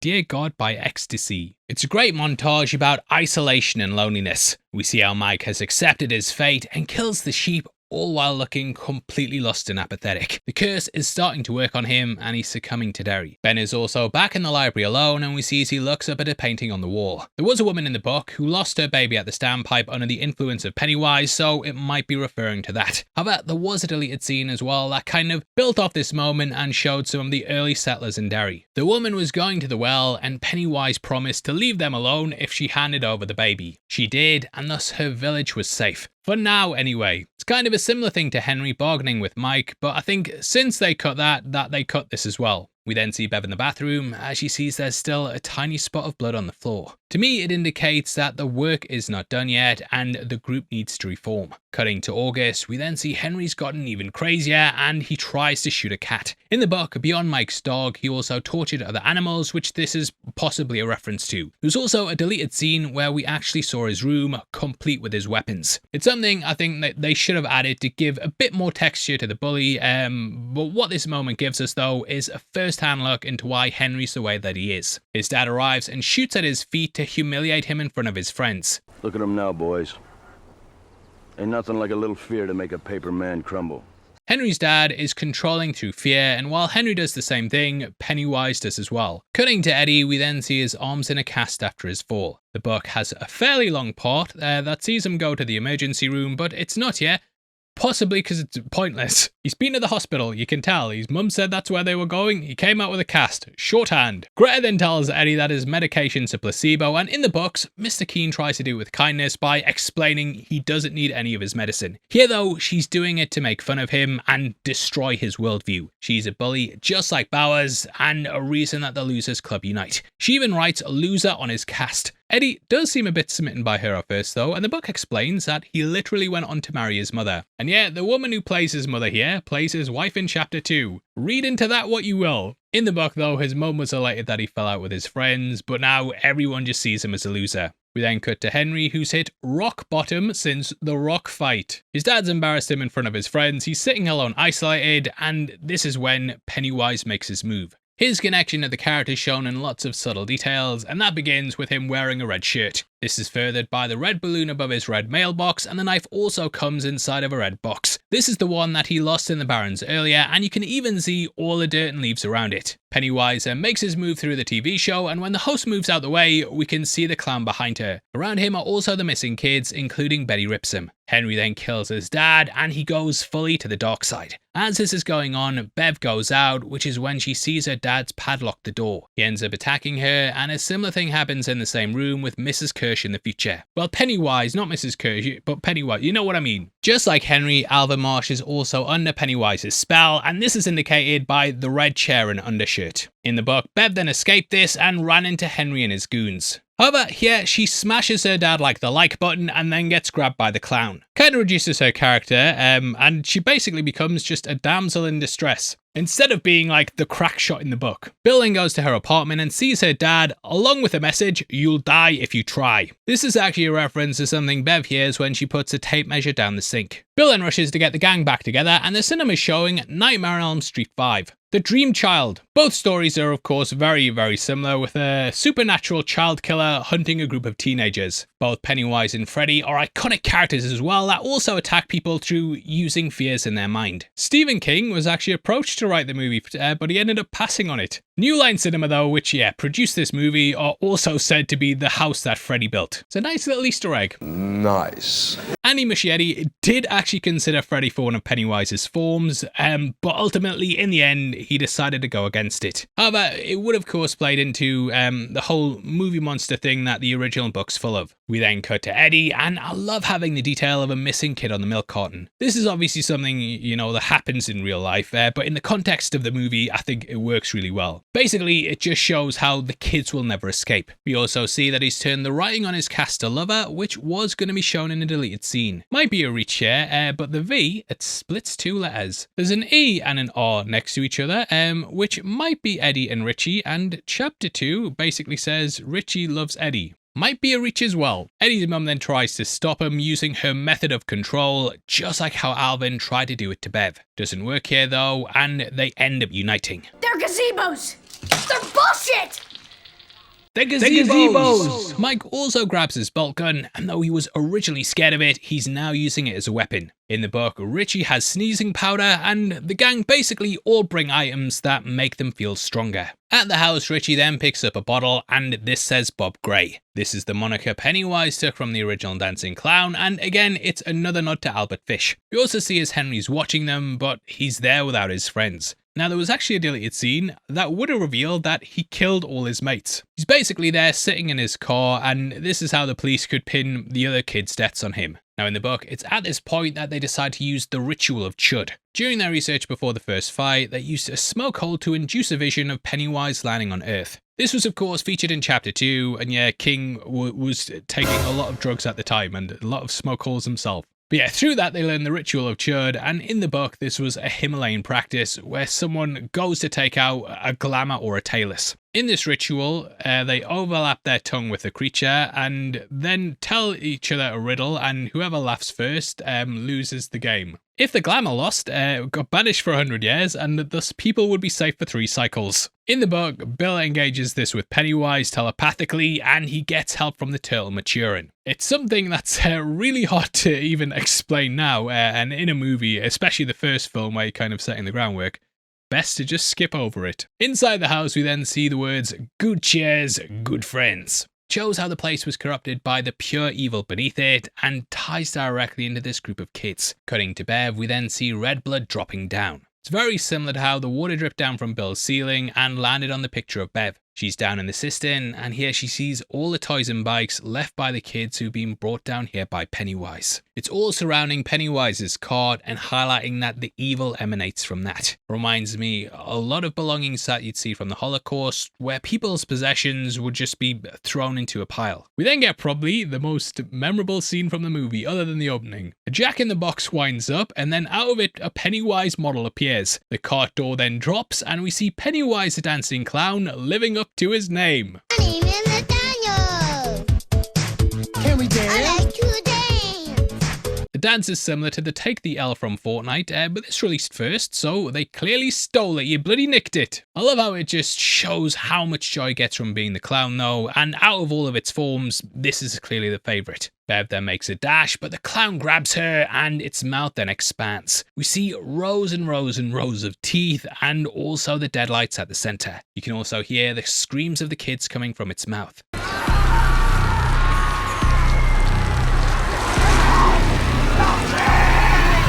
I did wonder if this was the souls of the people it had transfixed, and we see this process going on with Beverly. The book says that if one gazes at the deadlights, they can go insane, and this just makes her completely tap out mentally and go like a deer in the headlights. Meanwhile, Mike's attacked by Henry and he traps the rest of the kids in the well. He's fully possessed by Pennywise, and this is shown by the blood on his face. It's been done to look just like the clown's red makeup and is such a great design choice. And again, playing into the fact that maybe Pennywise was Henry and they just made it up. Mike is then almost killed by his worst fear, the bolt gun. Luckily, he overcomes this and pushes it out the way. It all kind of calls back to Leroy's speech at the beginning and how he can be on either side of the gun. He then pushes Henry out the movie, and originally they planned to show that he was still alive, but they thought they would just leave it ambiguous and save it for chapter 2. The kids then work their way down, and Pennywise taunts them throughout the tunnels. Stan is then attacked by the painting lady, which might be why he never returns further down the line. He was definitely the closest to being eaten, like he was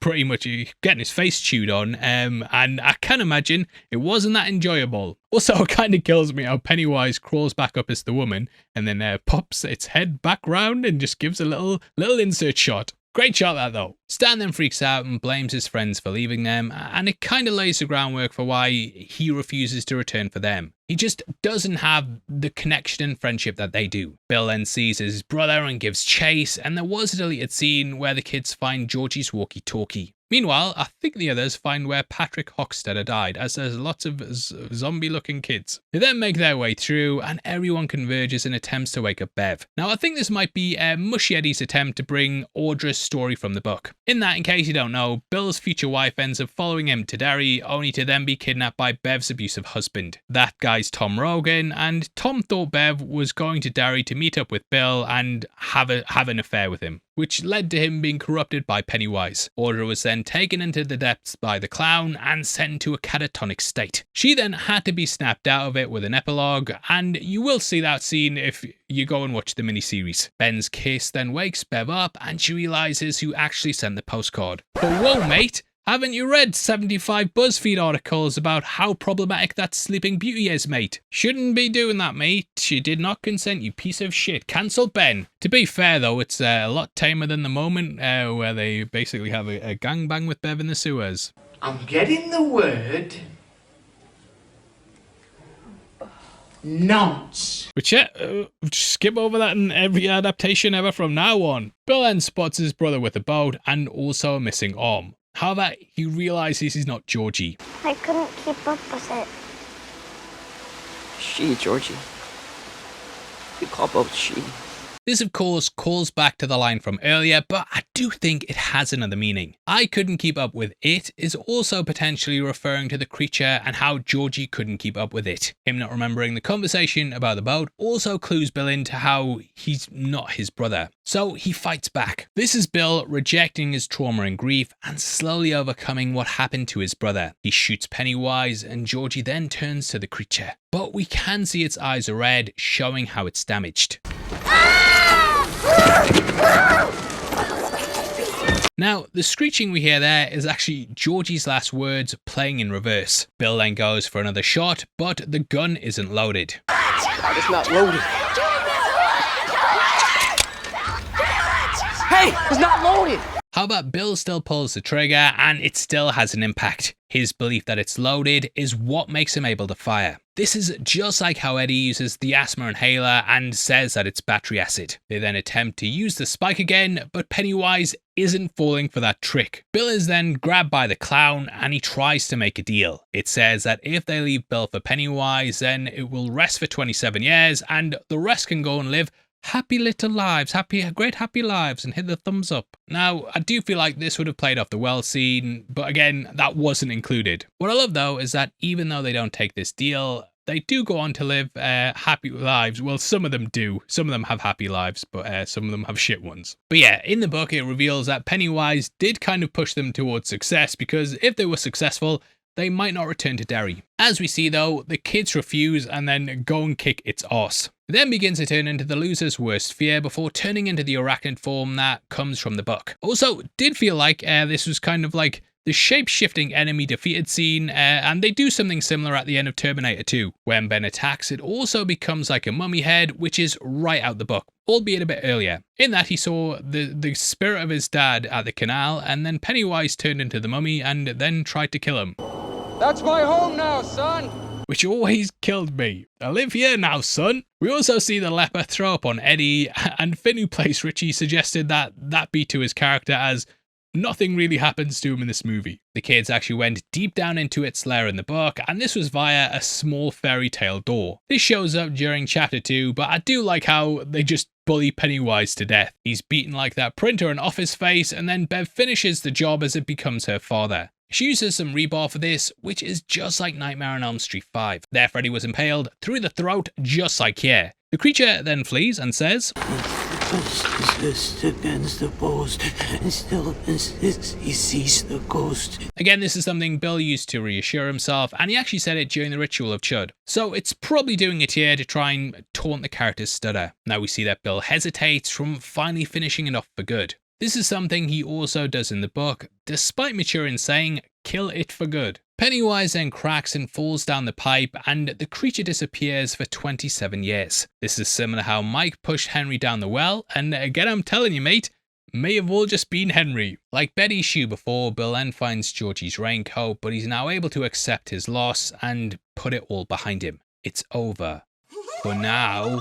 Now originally, Bill was going to climb up the giant tower, which would then lead to a fight in the cisterns. That would be Pennywise versus Bill in a 1v1, but I do prefer how they do it in the final cut. We then go to September, which is normally seen as being the end of summer, or the summer holidays at least. We can see the red bridge behind them, and the kids jump off this in the opening of Welcome to Derry. Bev then reveals that though they defeated it, she did have a vision of them fighting it in the future. It is revealed in some of the extended material that she didn't see Stan, which highlights that he won't return. Bill then makes him take a blood oath, and during this, I love how Eddie's medication alarm goes off. He obviously doesn't rush to take it though, instead he stands getting people's blood mixed into his blood, and it shows how he's grown and isn't held back by those placebos now. Also, blood oaths in general, yeah, you're gonna get infected, mate. I'm not even like a hypochondriac like that or OCD, you're gonna get infected. I remember I first saw one of these in The Indian in the Cupboard, I think it was, and it always takes me back to that movie and thinking like, what the hell is going on? I love this score here though, and seeing them all hold hands, make this oath is such a great moment.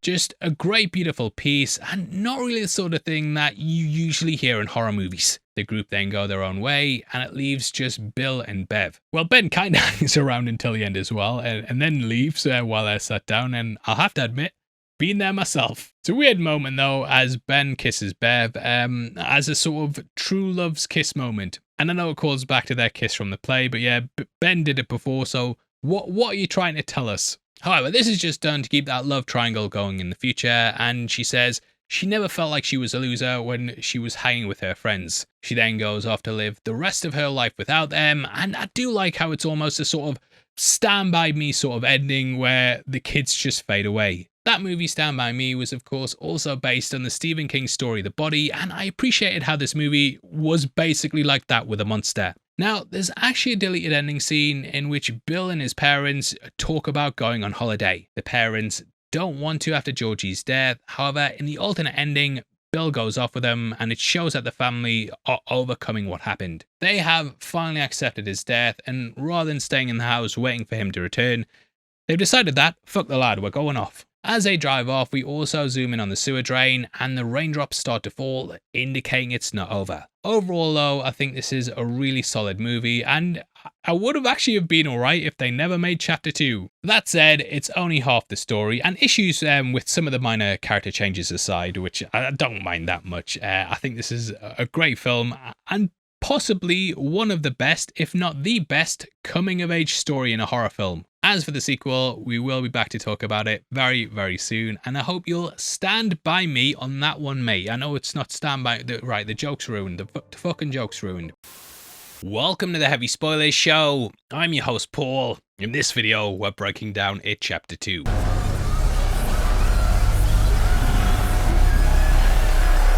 How do you follow up the highest grossing horror movie of all time? Well, you have adults walking around Derry for 90% of a movie. And here's the second movie.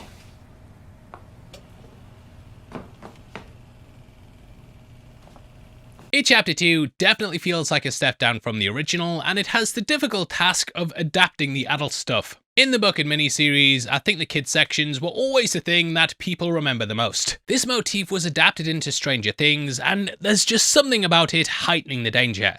King wrote the book so that the events of both the past and present were read completely intertwined, so it wasn't too bad. However, both the miniseries and this decided to break them up into their own separate releases. I think Welcome to Derry has actually shown how much better stuff works when we have kids and adult stuff playing out side by side. But yeah, when you're sitting down to adapt a whopping 1,000-page novel, you can understand why things had to be split. I think most people tasked with making this into 2 movies would realise that splitting the stuff's the right way to go about it. That way we at least get 2 sort of complete stories instead of the first movie not really resolving either conflict. But yeah, throughout the years, the first night, first film, that's always been the popular one, and then it's always the adult stuff that feels like it doesn't quite hit the mark. That first movie was also obviously extremely popular, and they wanted to tie this one into that as much as possible, which leads to some nightmare-fueled de-aging at points. However, I think fans of the book will find a lot to like here, and I think when it's broken up into a couple of sittings, the film's really enjoyable. Whenever I sit down to watch it, I'll watch like an hour at a time, and I think breaking it up like that just makes the movie feel a lot better. Now, scripting began in 2016 with them initially envisioning the film as 2 parts. This was always part of Muschietti's plan, with him seeing it as a second part rather than a sequel. The idea to include more than what we get in the text was also something they really started pushing for. If you've read it, pun was intended there, but if you've read it, you'll know the adults basically arrive at the town, have a succulent Chinese meal, fight Henry Bowers, and then go and fight Pennywise. So it's not exactly the long summer that part 1 revolves around. Because of this, Muschietti actually looked at adapting some of the interludes, and this included the fire at the Black Spot. However, they couldn't work it into the plot and make it feel like it fit there naturally, so I'm really glad that they held it off until Welcome to Derry. And yet, never came over it! They also planned to reveal Mature and the Turtle, but it was too much of a crazy concept to introduce.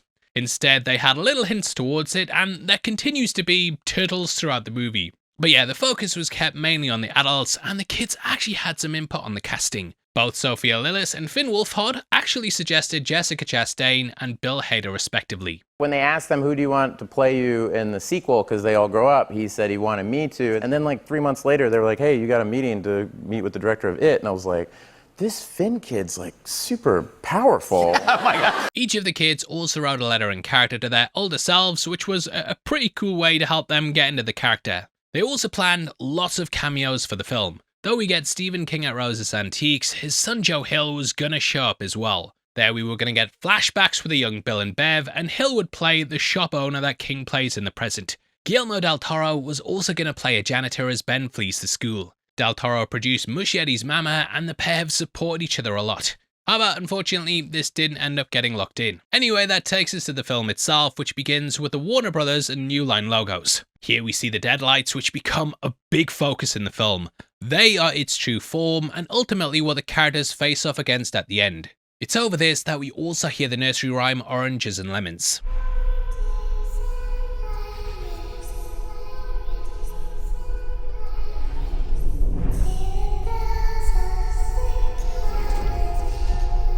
Now, this has a number of meanings to it. The nursery rhyme was used in George Orwell's 1984 as a way to represent the destruction of culture under Big Brother. In many ways, Pennywise is like Big Brother, and it rules over Derry watching all. Anything that stands up to it is quickly attacked, though the poem may also refer to something else. The poem's also used in Private Peaceful by Michael Morpurgo. This was uttered by soldiers in World War I as a way to show defiance. It was also used as a way that characters would amp themselves up before facing their fate, and this idea is something that the Losers Club have to do. We then cut to 1989 and see when Bev was stuck in her trance. Over the top, we hear Georgie saying, "You'll float too," as she levitates in the air. After this, we then cut to the aftermath of the showdown. Bev then recounts what she saw in that transfixed state. As we mentioned in our Chapter 1 breakdown, Bev was never taken by It in the book. She was integral to the fight there, but the movie reduced her to just being a damsel in distress. This means that she never saw the future in the book, and it's completely new for the movie. Hey, at least it's not that weird sex scene they have in the book instead. I'd much rather have this. But yeah, because of this, she jokes about how Richie grows into his looks. However, when Stan asks, something washes over her. What about me? Like now, but taller. This is her clearly well aware that Stan doesn't return. Later on, she mouths the words that Stanley's wife says on the phone before they're spoken, which gives away that she knew he'd taken his own life. I know it's on a change that a lot of people are fond of, as the Deadlights most of the time, they scare you to death and just kill you instantly. Which in the book is what happens to Bev's husband Tom. If you're lucky enough to survive though, you're sent into a catatonic state, which is what happens to Bill's wife Audra. That is, until Bill gives her a super fast bike ride and she snaps out of it. Whew, okay, yeah, maybe people are right about the ending. I didn't like the ending. I think Bev's vision here though plays in the idea of the cyclical nature of it. Everything is on a loop and we see constant character types, massacres, and events happening over and over. So Bev isn't just tapping into the future, she's also tapping into the past and how things are on this continuous tragic loop. The Losers Club then make their blood oath, and a grown Mike talks about memory as we look over the town. Memory. It's a funny thing. People want to believe they are what they choose to remember. This plays in the idea how, other than Mike, every kid's grown up and forgotten what happened. People who leave Derry forget what went down there, which is part of Pennywise's psychic powers. Keeping those who leave unable to remember what went down there means they're less likely to return with a vengeance. As we fly across Derry, we then see Main Street from the view of the Standpipe. We then see the canal before travelling to the Paul Bunyan statue. Next is the library, school, bridge, and mural for the Bradley Gang massacre. This is where Mike saw the vision of his parents burning up, and where they also patched up Ben. Pennywise isn't under the wheel of the car yet, but he does appear there later on when Bill rides past it. We also have the Capitol Cinema and a ton of missing posters. In the book, when they meet back up at the Chinese restaurant, Mike talks about how every cycle's got more and more victims. As the town's population increases, there's more food for the creature without people catching on to what's going on. We then zoom into the storm drain where Georgie was taken. This was actually part of the alternate ending to Chapter 1, and there we would have seen Bill go on holiday with his family. This was something his parents had been putting off, as it was Georgie's favourite trip. Georgie was considered missing rather than dead, but the family accepted in the end that the character was gone. As they drove off, the camera then zoomed in on the drain to show the nightmare wasn't over. It was simply just sleeping. Cutting to 27 years later, we then join the Canal Days Fair. Carnivals like this have been laced throughout the franchise, and it's at one of these where it killed Pennywise and then took his form. The funhouse has a giant clown at the entrance, and you have to travel through its mouth to get inside. And yeah, later on, a kid will travel into Pennywise's mouth. We then see Adrian Mellon playing a water gun game. He's shooting water into a clown's face that blows up a red balloon. And yeah, I don't have to point out that's the calling card of Pennywise. I think this is really cool though, and it foreshadows he's the next victim. Like the swell guy he is, he then hands the prize over to a girl named Victoria Fuller. It's another piece of the grim connections in Derry, as Pennywise kills her at the baseball game later on. There's also the funhouse in the background, which is where another murder happens at, so in this shot we have 3 of the big movie scenes connected. Now Victoria isn't in the book, but Welcome to Derry has the character Major Fuller. So I do wonder if she's a descendant of his, and basically kind of it's his fault that she gets murdered because he could have helped. If we look at the novel as well, it's also possible her story may have been inspired by Laurie Ann Winterbarger. These fucking names. Her parents were getting divorced though, and during the custody battle, she ended up going missing. They thought she'd ran away, but yeah, as we know, it doesn't really happen in Derry. The use of the baseball game later on could also be a reference to the kids playing the game in the book outside Tracker Bros. This is a place that was referenced in Chapter 1 with Bill wearing a t-shirt with the company logo. Another Derry business was also shown at the start with Richie's t-shirt. There he was wearing a cycle shop design, which is mentioned in the book. Now while Adrian didn't give his prize to a kid in the books, he did win the I Heart Derry hat. However, here his boyfriend wins it.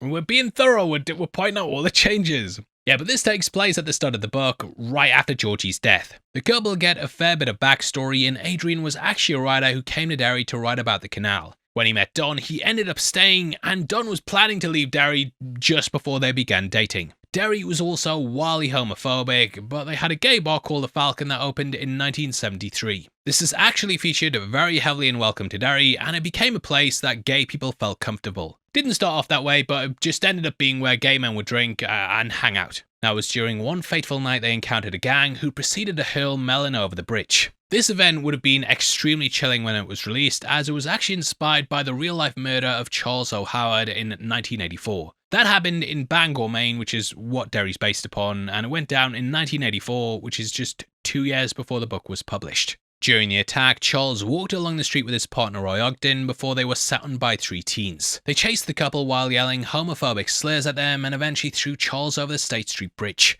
Charles couldn't swim, and he sadly drowned in the Kentuskee. In the aftermath, a statue was erected in his memory, so people didn't forget the hate crime. Here though, it feels like this is just going to get brushed under the bridge, and yeah, people are just going to move on and forget whatever happened. In the film, the couple are confronted by Christopher Unwin, and he's played by none other than Katie Lundman. She actually played Betty Ripsom in Chapter 1, and some people think Ripsom was reincarnated as the character. Due to the cyclical nature in Derry, some people have thought that those killed by it return as evil and vengeful souls who bring nothing but misery to the town.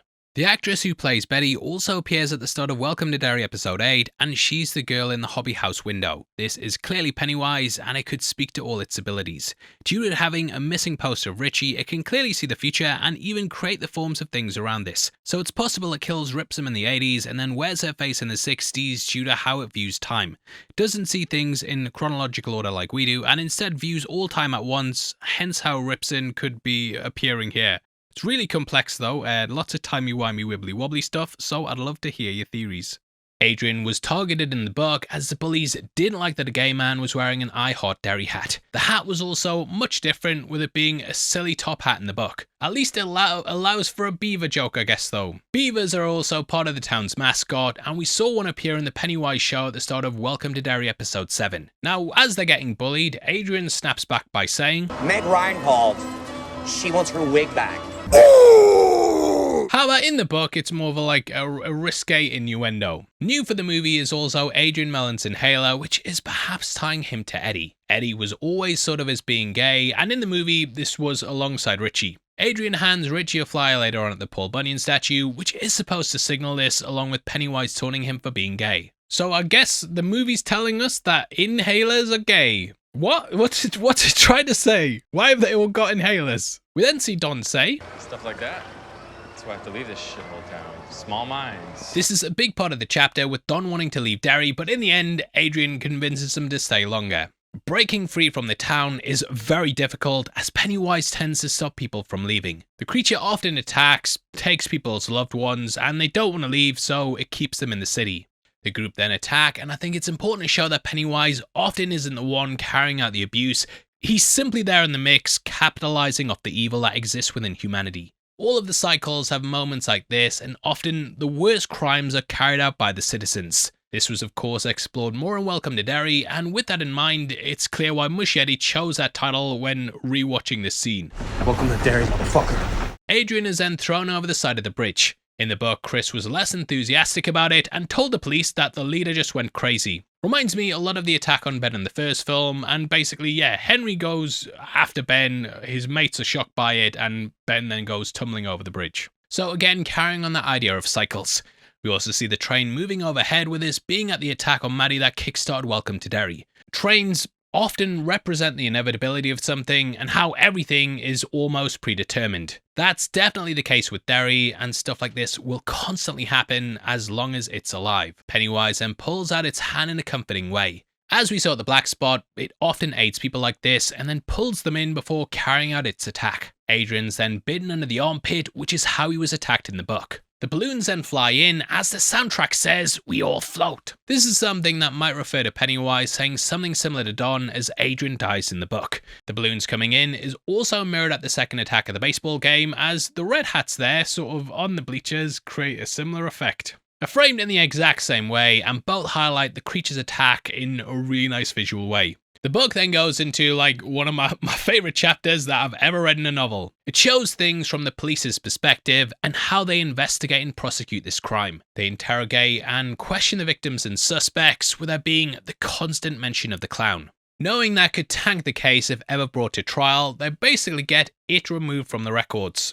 Kinda shows how the police wrestle with reporting the truth, but ultimately decide against it. This is what it preys upon though, and it knows that people will keep quiet about it because it seems too unbelievable. This is how Pennywise has operated for so long, and it's the perfect chapter to tell you how the town works. Evil is allowed to flourish because people enable it. We even hear elements of this police report in the movie when we see Don sitting at the ambulance.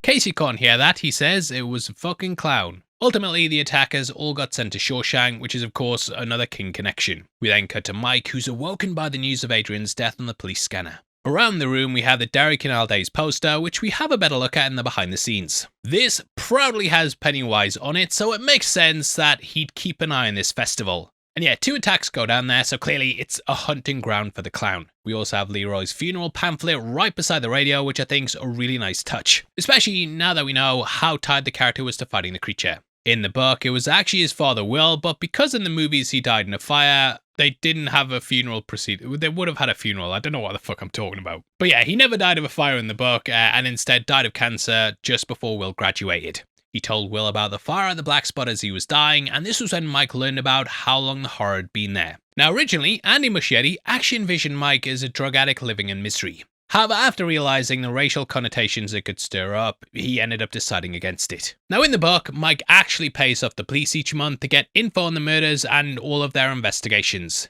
Here though, he's allowed to just wander the crime scene with ease. In the behind the scenes book, we actually see Mike talking to the police on the bridge, which explains why he's able to just walk about the crime scene. Something very similar to the miniseries where he just kind of shows up and checks things out. Now as mentioned, unlike the rest of the kids, he ended up staying in Derry. In the book, he works as a librarian and is an amateur historian. However, as the history plotline in chapter 1 was given over to Ben, it's a bit odd that Mike ended up staying, especially as he's the one who ends up working at the library. I have seen the old criticism about the story in general, that there's just far too many characters. There is an old rule in screenwriting where it's like, I can't remember the exact wording, but it's something like, why have 3 characters when you can do it in 1? I think if you were chopping and combining characters, you just make Ben and Mike the same person. Have him remain in Derry, work at the library, and have the one that got away in Bev, who they then end up leaving with. Because yeah, Mike doesn't really have a love life either, and just having a character remain at the library,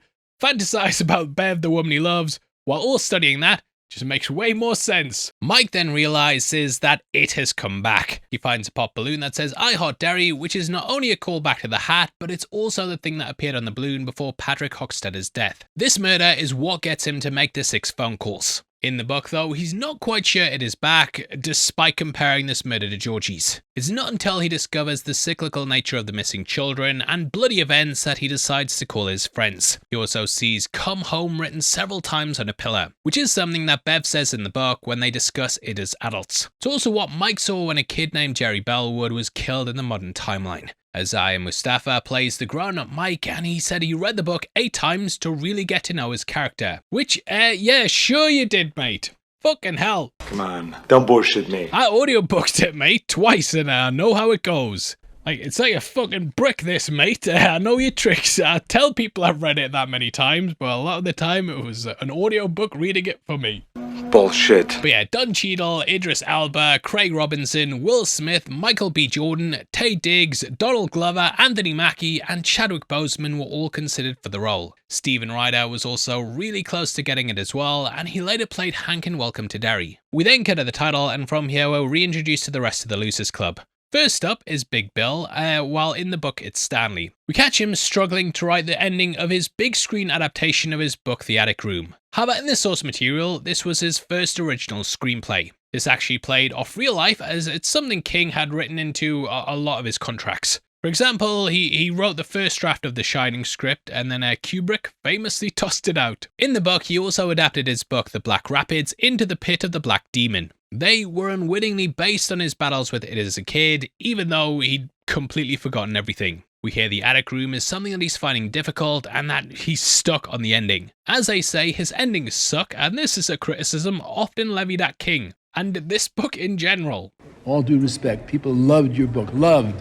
They hated the ending. The book jacket shows someone descending into a basement, and this could be him in the first movie. There's also a foreword by Jason Ballantyne, which is a reference to the movie's editor of the same name. James McAvoy plays the grown-up Bill Denborough, and he's much more handsome than how the book describes adult Bill. He was suggested by none other than Jessica Chastain, and the two actors had starred together in The Disappearance of Eleanor Rigby, which also starred Bill Hader. Chastain is actually really good friends with Annie Machete, and this was after she starred in his 2013 movie Mama. Andy's sister, who produced the movie, also mentioned how the pair wanted Jessica to play Bev while filming Chapter 1. McAvoy and Chastain also starred together on X-Men Dark Phoenix, but the less said about that, the better. As he exits his trailer, we then see the movies being filmed on the Warner Brothers lot, which is, of course, the studio behind Chapter 1 and 2. Love a bit of corporate synergy, I do. However, the movie was actually filmed at Pinewood Studios. You hacks! Bill's disrespected on set though, and we get a look at his wife Audra. She's reduced greatly in this story and plays a much bigger role in the book.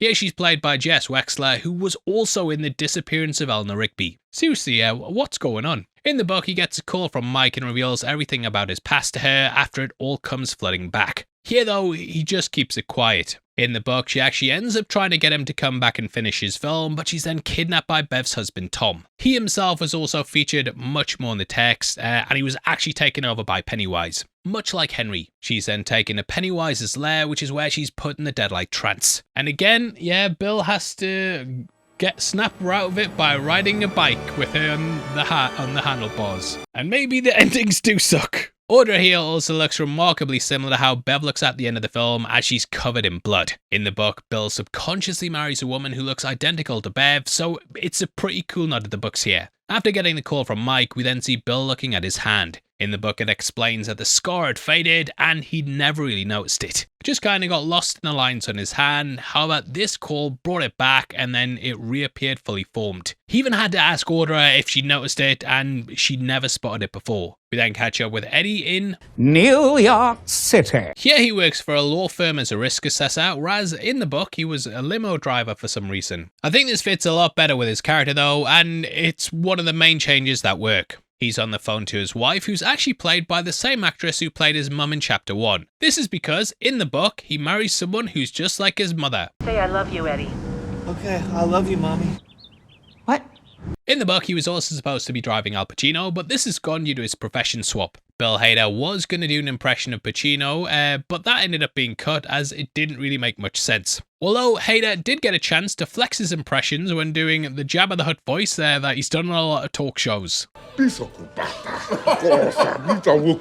whole point of these moments, though, is that there's stuff the Losers Club all have commitments to. Whether it's the big film needing an ending, hitting the thumbs up, driving Al Pacino, Richie's show, or Bev's business, the book basically has them getting these big opportunities. However, they all turn away from this because Derry's more important. And a lot of them actually get threatened with being ruined financially. Just like the book, though, we never really hear the conversation between Mike and his friends, but we see it's enough to distract him from the road. From Richie, we then cut to after he's received the call, and he throws up just like in the book. In the novel, Richie's a radio DJ, but with video killing the radio star, he's updated to be a stand-up comic. In 2025, he'd probably have his own podcast. Feel like every 27 years they need to remake this movie and be like, the cycle's happening again, and yeah, maybe I'll get to star as Richie then. Just like the book, he's also with his manager, who's played by Jason Fuchs. He actually helped massively with the script and also produced the movie. He jokes that he was taken to masturbate as anonymous, and I can't help but feeling this is a little jab at Louis C.K. As the jokes continue, he then hears people saying, "Beep beep Richie." This is the same thing as friends would say in the book to shut him up. It's also something that Pennywise said in chapter 1 to creep him out. He also gives himself the name Trashmouth, which is a nickname from the book. My name is Richie Trashmouth. Just shows how much the thought of going back to Derry's flustered him, and he then forgets the punchline. While always being the confident one, he's only gotten bolder with age. However, now the past he's forgotten has come crashing back. The thought of Henry alone rattles him, and I think we've all had flashes to school when we remember that kid who never subscribed. Cutting to Hanscom and Associates, it's now Ben's turn. The man standing up talking is actually Brandon Crane, who was the young Ben in the 1990s miniseries. In the book, Ben has a home in Nebraska, and he flies between there and where he's working. But now we have conference calls and video calls. But yeah, in the book, he drinks at a bar near his house, and the memories come flooding back. In the film, we catch him drinking at his laptop and learn the new building he's created is supposed to be a clubhouse. This, of course, ties back to his childhood. We discover that he built a Losers Club clubhouse as a kid and still remembers Derry more than the rest of the group. This is because he kept a note to Bev in his wallet, and having this physical attachment allows him to look back. Much like how Major Shaw kept the slingshot. In the book, he talks about being fed as a kid with a barman, but it's not needed here as you just see the change visually. He also later explains in the book that he got thin to spite a high school track coach. He actually got much larger when he left Derry, and the coach made fun of him. Ben was determined to prove him wrong though, and he ended up outrunning all of his best. The coach said he'd go back to corn picking if Ben ever did it, and Ben told him he better start looking for jobs. The coach then hit him and refused to quit, but it was another instance of the character standing up to a bully, and how much Derry had made them to be stronger people. As Mike calls him, we then see him stand up, and you can spot a giant golden turtle beside him. This is of course a nod to Maturin, who if you've watched our other videos, you know. We then look up and see stars, and I absolutely love this transition. It's likely a reference to the extraterrestrial origin of it, and it's here that we meet a grown-up Stanley. He's doing a jigsaw puzzle that's full of birds, and ornithology was one of his hobbies in the book. He's played by Andy Bean, who is actually friends with Bill Skarsgård, and he went with him to the Chapter 1 premiere. Stanley actually had much more characterization in the book, and in fact, more characterization than most normal characters get in a book. The chapter where he gets the call really dives deep into his life post-Derry, and sometimes it's in a bit too much detail. There's a lot of internal monologues with his wife, who explains that they never had children despite trying several times. It's implied that each one of the Losers Club can't have kids, and it could be an evil way of giving them everything they want in the future, but not letting them start a family. Due to the familial connections established in Welcome to Derry, it is possible that it didn't want any offspring coming back to kill it. Once it's defeated though, Ben and Bev do have a child. Although for the movie, they just end up with a dog. I like how Stan's wife is also booking a nice holiday for them, and it shows that he has something to live for. Makes the bath scene much more impactful, but this moment is very different to the book, in that there's no sacrifice and Stan is just too afraid to go back to Derry. Here though, he's done this as he knows he'd let the losers down. He was taken by Pennywise and almost eaten, which might be why he was the most scared out of all of them. So as they all need the losers who are alive to unite or they'll fall, he simply removed himself from the board, basically viewing himself as the weak link that could end up destroying the chain. The cut he does is also implied by them cutting his hand in the flashback, and we don't actually see what he does with his wrists, which I actually think is a great way to portray it and how it plays into the oath. The clothes are also neatly folded up, and in the book they said he had OCD. We see him covered in blood, which we've had to censor for YouTube, and though we say it later on, he does write the word "it" in blood, just like the novel. We then transition over Bev, who gets the imagined blood drips going onto her. It's a lot like when Bill was asleep in the first movie and water dripped from his ceiling onto the sketch of her. Later she explains that she has nightmares of each one of them dying every night, so this is that in action. Stan's death then jolts her awake, and she then gets the call. Mike then speaks to her and asks if she wonders why she can't remember anything, or even has that scar on her hand. This happens in the middle of the night, just like the book, which boundaries mate. Do the calls in the day. The book also gives us far more details on Bev's life, including her husband Tom. In the book, much like Stanley, we see Bev via the eyes of her partner. He's an absolute piece of shit and was abusive just like her father. Played by Will Beinbrink, he does a great job of copying her father's mannerisms in Chapter 1, and he was also in The Disappearance of Eleanor Rigby. Are you kidding me? Every fucking dude was in that movie in this film. Just like Eddie though, she's married someone who is like her abusive parent that's trying to control her. He also reaches for his belt, and the book describes in great detail how this is his tool to torture her. He has pride in how badly he beats her and is just a horrible, horrible person. It's something that was ingrained to him as a child, as his mother would beat him with a belt as well, so the cycle of violence continues. Bev, however, stands up to her bully and she ends up leaving. She runs down the steps past the painting of the pair, and in that he stands over her looking very controlling. You might also notice there's a shadowy figure behind him. The creative team actually painted Pennywise into this image to show how he was manipulating Tom. Here she then drops her wedding ring outside, implying the relationship is very much over. We saw Stan put down his ring in the last scene, which was left neatly on his clothes, so I do feel like it's mirroring it here. As she walks down the street, there's also a great transition to the sewers. Andy, mate, you are fucking amazing at transitions, I'm not kidding. No notes. It's a great way to take us back to the event with Georgie though, and it shows us the fate of another very important character. That is none other than Henry Bowers, who gets flushed out the system. I love these scenes as well, as it's never explicitly spelt out how Henry escaped the sewers last time or how he got arrested. They did initially think about including that, but they ended up cutting it, so I'm glad that we get this in the opening. Now in the book, after they defeated Pennywise, Derry collapsed and a large section of the town flooded. So having this water rush out the first time it was beaten nicely plays into that. In the book, he's then interrogated by the police after being arrested for the murder of his dad. He was then forced to admit that he did all of the killings, and the case was then closed. Now it's things like this that have allowed Pennywise to operate for so long. People had the murders pinned on them while the creature hibernated, and he also utters what he says in the book about how he's not done and he has to kill them all. This is something Pennywise told them to do, but the admission makes it an open and shut case. We then see a balloon fly up as we cut to Bowers in 2016. This is a fairly big change, as in the book, Pennywise appeared on the moon. The sequence was used in the 1990s miniseries, but yeah, he's just hearing voices. Mrs. Kirsch also spotted something similar, and both became tools of the creature. Henry was also sent to Juniper Hill as well, and that's also where Kirsch worked at, and later was sectioned. On the TV, we can see a Tom and Jerry cartoon, which is also a Warner Brothers property. Patrick Hockstetter also wore a Tom shirt in Chapter 1, so this is a neat little callback. The clip they're playing is also pretty apt as well, as we see a piece of meat going down into a drain, just like Georgie. He's then sent to his room, and on the far right we can see he's drawn a balloon just like this on a piece of paper. Like the source material, he then sees some of his friends under a bed. Here it's Patrick Hockstetter as opposed to Victor Criss, who was originally in the novel. In Chapter 1, Victor Criss did just stand about and only had a couple of forgettable lines, so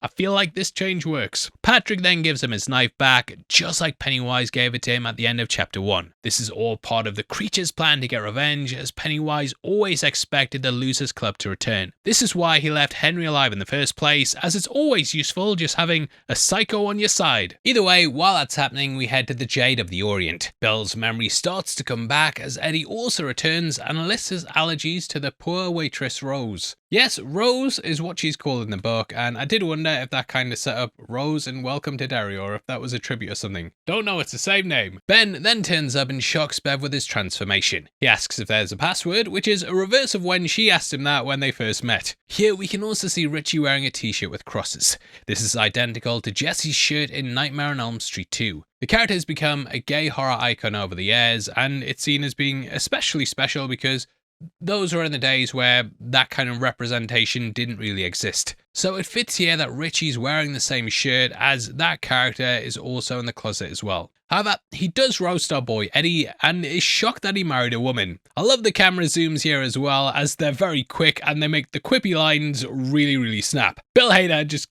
kills it throughout. He's the MVP of the movie, and yeah, his years on SNL have made him perfect for characters like this. The chemistry between him and Eddie is just as good as Finn and Jack Dylan Grazer, who played the young Richie and Eddie respectively. Also love the way Bev quickly changes the question when asked if she's married, and Ben kind of looks over. How long have you been married? Hey, we saw your movie, by the way. Oh my god, it was so good. In what's a great bit of attention to detail from the makeup department, if you pause the film at 30:49, you can also spot bruises on Bev's arm. They're clearly handprints and have come from Tom, and yeah, it's just a nice bit of consistency. They then discuss Stanley and wonder if he's actually going to show. In the book, Mike reveals that Stanley took his own life at this point, and he found out as he subscribed to the rest of the kids' local newspapers. And you can subscribe to the channel as well. The group have fun and then eat, and it's all much less cheesy than the miniseries. They discuss the memories coming back, and even Bill's stutter returns. It's here that Mike explains the cycle and mentions Lisa Albrecht. This is one of the kids who's named in the book, and we learn there that she'd just been recently killed. As Mike flips through his journal, we can also see illustrations of Pennywise and also something hanging up, which might be the thing he saw in chapter 1 at Quality Meats. He explains why they were brought back, and he wants them to finish Pennywise once and for all. In the book, Bev then brings up all the disappearances, how it's ramping up, and she says it should be national news, but nobody seems to have heard about it. Mike agrees and says anywhere else would have had endless media coverage, but nowhere's reporting on it. He says it doesn't want it to be national, and then utters the line, "Something is going on here, but it's private." In the novel, when he opens up his book of victims, Mike also brings out a photo of Georgie. Bill says he hasn't seen it for decades, and Mike says he found it out in plain sight next to one of its victims. This is something we see at the start of the miniseries, with it coming from Bill's photo album. However, since that wasn't used in chapter 1, it doesn't make sense to include it here, so they just skip over. We then hear that Chief Rademacher is trying to pin the killings on a hermit named Earl who lives out in the woods. Earl's claimed he's seen Bigfoot, and also that there was blue lights floating through the forest. But yeah, people just think he's crazy, and he's an easy person to just pin all the murders on. They then open up the fortune cookies, and inside's a word puzzle. They then start to piece the words together, and it basically says that Stanley couldn't cut it. Again, this isn't much different in the book, where Mike already knew that Stanley was dead and thus wouldn't be able to reach the restaurant. I think the change works well though, and having it as part of the horror just aids to the reveal. Bev also sheds a tear just before this, as she already knows he's dead. The rest are about to learn as well, and it just builds on the fear that they're all in danger. Help! Now Bev is also the one who got the word Stanley, and the shot of Bill completing the sentence is sublime. The next bit though is almost right out the book, except they go to eat the fortune cookies in the novel, whereas here they just come alive. The CGI is particularly ropey here, as the cookies just jump about and a horrific baby bug comes flying out. In the book it was just a normal, if not horrifying, insect. But yeah, here they kind of go over the top with it, but initially it was just supposed to remind Eddie of a cricket infestation that he found in his house. I think this is more towards Mushy Eddie's style though, as it often uses messed up baby creatures, and we saw one throughout Welcome to Derry episode 1. There's also a wing that hatches, which might be a reference to a deep cut from the book, in that Mike was attacked by a giant bird that at first reminded him of Rodan. That, in case you don't know, was a kaiju that also crossed over with Godzilla. There's also a dying baby bird, which might also refer to Rodan too. This also appeared in the miniseries, and though we believed it was a nod to Butch Bowers burning down the Hanlon chicken coop. We then see an eye with tentacles, which again is a callback to the book. In that, Richie was terrified of a movie called The Crawling Eye, and when they went to attack it in the sewers, it ended up taking that form. The bowl then oozes the creepy black goo that came from the mattress in chapter 1. The goo is also shown later when the adults get to Nearbolt Street. It's a creepy scene in the text, but I think the bad CGI in the film does kind of ruin it. In the book, we also had an explosion of blood that came out of a cookie, and this was done in a way to remind Bev of her bathroom. We then meet Dean, who was actually in the book, however, in a kind of reverse Stephen King. King barely gave him a story. No 4-hour-long chapter for this kid. He then says the fun's just beginning, which causes Richie to lose it on him. Always kills me as well, and yeah, it turns out it's just a line from Richie's act. Dean also pops up later on, and it turns out that he's living in Belle's house. The character wasn't named in the book, and he only appears at the storm drain scene. The movie, though, utilizes Dean to really play up on Bill's grief. Him living in the same house, being a kid who was brutally murdered, it all plays into Bill's guilt and how he couldn't save another child. Outside, Bev then calls Stanley's wife, who reveals he's died. We then see it scrawled in blood, which is a drawing that we get in the book. But yeah, we're having to censor it here, but if you look closely, you can see it on the page. Mike explains that he's got a plan, but yeah, nobody's got any faith in it, and thus Richie and Eddie decide to head back to the Derry townhouse. It plays out a bit differently in the book, with everyone then separating and then going on what's called walking tours. It's basically a chapter where they walk through the town, kind of revisit the past and remember the things that happened, which we do of course get in the movie, but yeah, they actually are more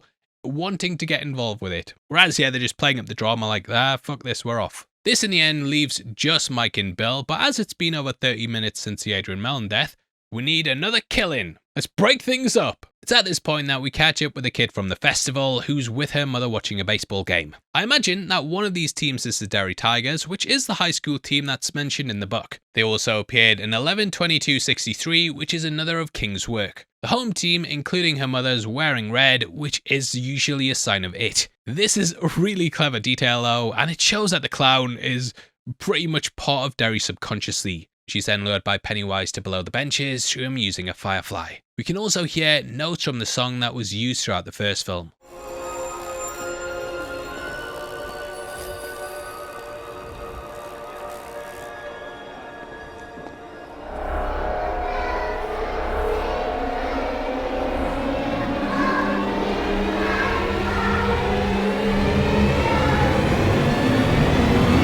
That came right after Georgie's death, and I think this is meant to reflect that moment. I love how as she goes through the bleachers as well, we can also spot Pennywise just before he's revealed. If you go to 41:03 and boost the brightness, you can see the creature hiding in the darkness. Now since this is a child, Pennywise is very nice at first and even pretends to cry to play into her insecurities. Just in the same way it taps into fears, it also makes her sympathetic by saying it has to hide because of the way that it looks. She's bullied, just like the Losers Club was in the 80s, and it used to purposely target kids who were often left feeling isolated. He promises to blow away her birthmark, and this then draws her in. He then says they'll do it on the count of 3 and begins drooling, which is such a great touch. He freezes and then lunges out and bites her head, ending that character. Yay!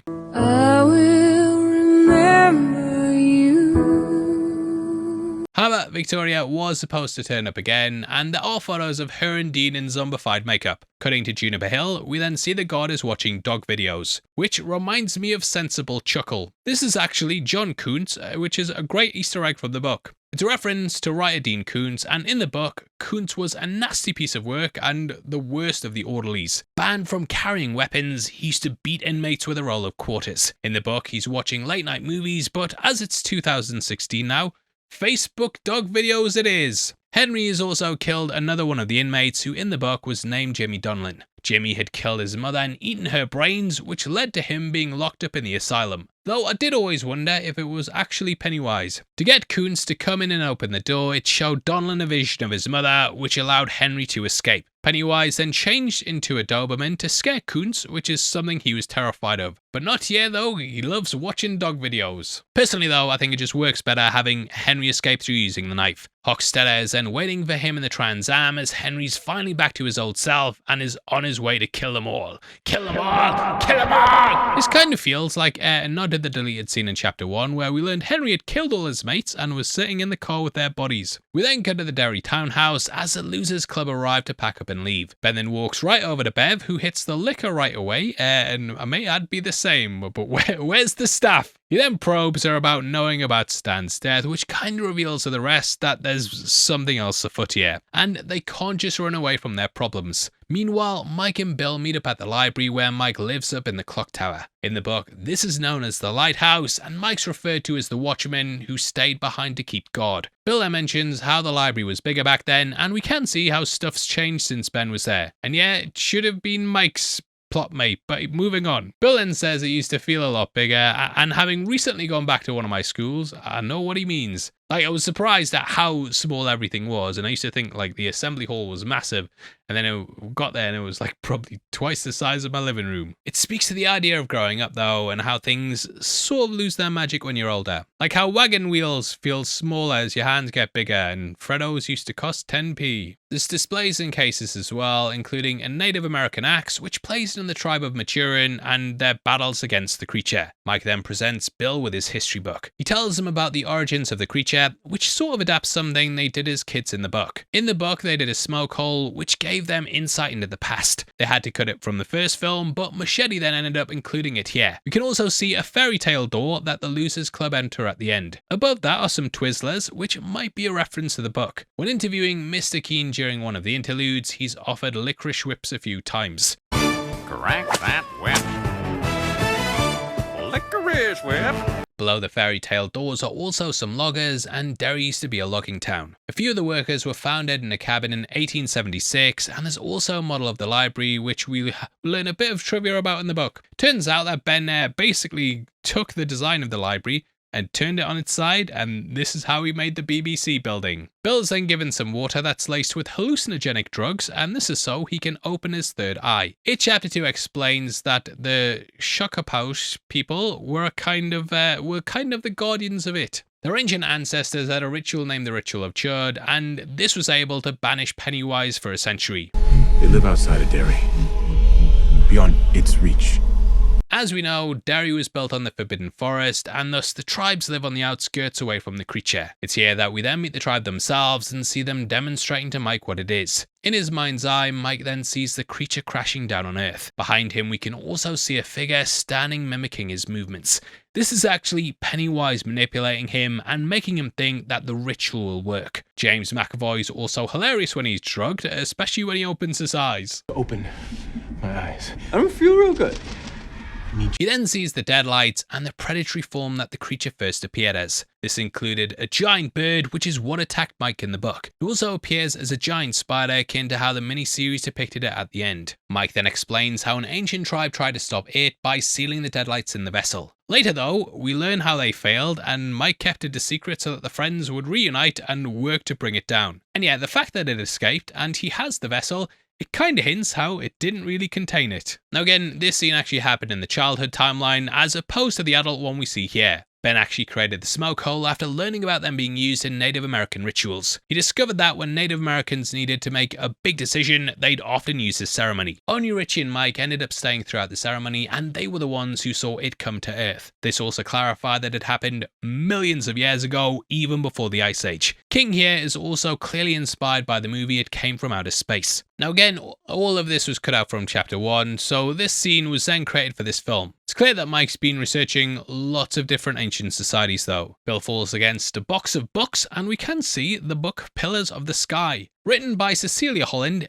this was about the creation of Stonehenge. Bill then realizes that they need all of them, and Bill is the only one who can get them to work together. Mike comes off as fully rattled by the town, and he realizes he's just too crazy to unite them. But Bill can. Meanwhile, Ben pushes Bev to say what she saw back in 1989. Turns out she's seen each one of their deaths. The deadlights have fully affected her, and she has the same nightmares every night where she watches them die. Thankfully, at the end, she finally has good dreams when she speaks to Ben on the boat. Mike then theorizes that the virus of it's been lingering, and Stanley was the first to succumb to it. Richie then mentions he was the weakest, which was true as he was the most scared out of all of them. Mike then explains that all living things must abide by the shape they inhabit. That means it has the weaknesses of the form it takes on. So for example, if it appears as like a big scary moose thing, it can only run and move as fast as a moose can. This is important for the Ritual of Chud though, which will finally allow them to kill Pennywise. This is all stuff that's lifted directly from the book, and there we get an inner monologue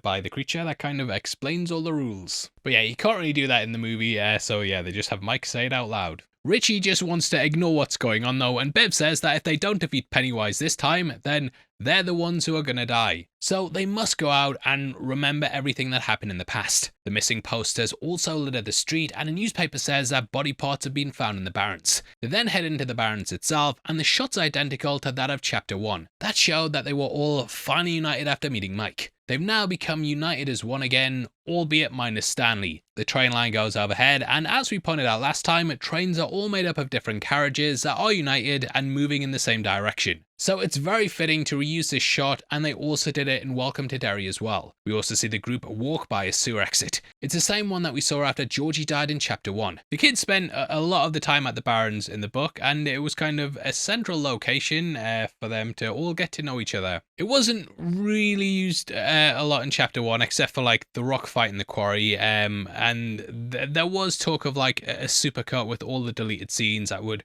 flesh out the barrens a bit more. I'd actually love to see them go back and edit it like the book, where we kind of jump back and forth between the timeline. That is the technique they actually bring across the next scene as we have them fall into the clubhouse. As Ben looks up and tells them to come down, we then see the kids climbing down the ladders. Now here they touch upon why Ben became an architect when he was older, as he managed to build all of this. He does say though that he found most of it dug out, and I do wonder if this was done by the Derry Army base like we saw early on in Welcome to Derry. Everyone except Eddie is impressed by Ben's work though, and it's kind of like his work to make the dam in the book. He also talks about how he wants to go to Bar Harbor and learn architecture, which is something that he ends up doing in the book. Eddie's future self then picks up the paddle ball, and I like how he's wearing red. The red ball also breaks off in Stanley's face, and these two are the only ones who die. So it's like a red balloon, but showing it was Pennywise who got them. Now the de-aging is a bit terrible, mate, and Ben's face looks like it's just stretched over his body. But yeah, it's just one of those things at the time, mate. Everyone was into de-aging. It was like, we'll do de-aging every film. Bev then sees a poster for The Lost Boys. It's an absolute classic that sees kids trying to stop vampires in their town, just like how the Losers Club are trying to defeat it. Kiefer Sutherland also starred in it as well, and he played the bad guy in Stand By Me, with that being an adaptation of Stephen King's book The Body. Stand By Me and It, they're quite similar stories if you've read them, but It kind of has lots of psychological horror moments to it where, you know, Stand By Me is just, it happens in real life. It's made up, you know what I mean? Time to load.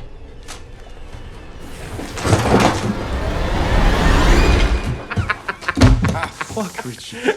Now this line was actually something that Bill Hader came up with on the day, and it wasn't in the script. He does the trademark dance, and it's pretty funny how self-aware it is on the surface. Bill then finds Stan's tin, which turns out to be shower caps. We get a very on-the-nose reference here as well, as Richie says he's not afraid of spiders. Stanley, we're not afraid of fucking spiders. Yeah, he may not be afraid of spiders, but what about spider clowns? The rest of them then put their caps on, and it might be just what Stanley intended. He protected them by not going back to Derry, and again, he's protecting them here from spiders. His head also turns into a spider later on, and look mate, sometimes we reach. But I actually think this might have been done on purpose. Again though, it's the perfect depiction of how the past and present intertwine from scene to scene in the book, and when you're reading it, you know, you really jump back and forth through the decades like this in an instant. Eddie is also wearing a Thundercats shirt, and there's also a Tiger action figure from that franchise. Word Up by Cameo plays in the background while Bev smokes and the rest discuss their future. Mike wants to move to Florida, and he leaves Derry at the end of the film and likely heads to where old people go to retire. Stanley also asks if they'll still be friends when they're older. And spoiler alert, not really. The others are shocked though, as they've never really thought about it, and I think everyone in their life's been like, oh, we'll be friends forever, nothing will split us apart, and then like 5 years later, you never speak to them again. It's very rare to stay friends with all your friend groups for the rest of your life, but yeah, we all have those people that have been friends forever, and now when I meet up with them, we're always kind of just like, remember the days, and kind of talk about the good old days and nothing else. Bill then exemplifies the kid who thinks it'll never go away, and to his right is Marty McFly himself. This is the character who went through time to the 50s, which is when the kid stuff in the book was set. Yes, I'm reaching again. In 2016, they then need to go get artifacts from their past to burn and sacrifice in the vessel. In the book, Mike simply wanted them to remember, but you know, we're in movies, we have MacGuffins, and I don't really mind this change that much. So they head off to go and find their totems and decide to meet back at the library. However, Pennywise is able to strike because they're alone and at their weakest. We then get flashbacks to after Nearbolt Street, which is when the group parted ways. Bill took Bev home, and we then get an older Bev going to her old house. I love the detail that you can see Marsh on the door at first, before she then double takes it later and sees that it says Kirsch. We also have a clue beyond this that this is Pennywise, as Skarsgård provides the voice of the character at this point. Can I help you? Thought I rang Marsh. Marsh?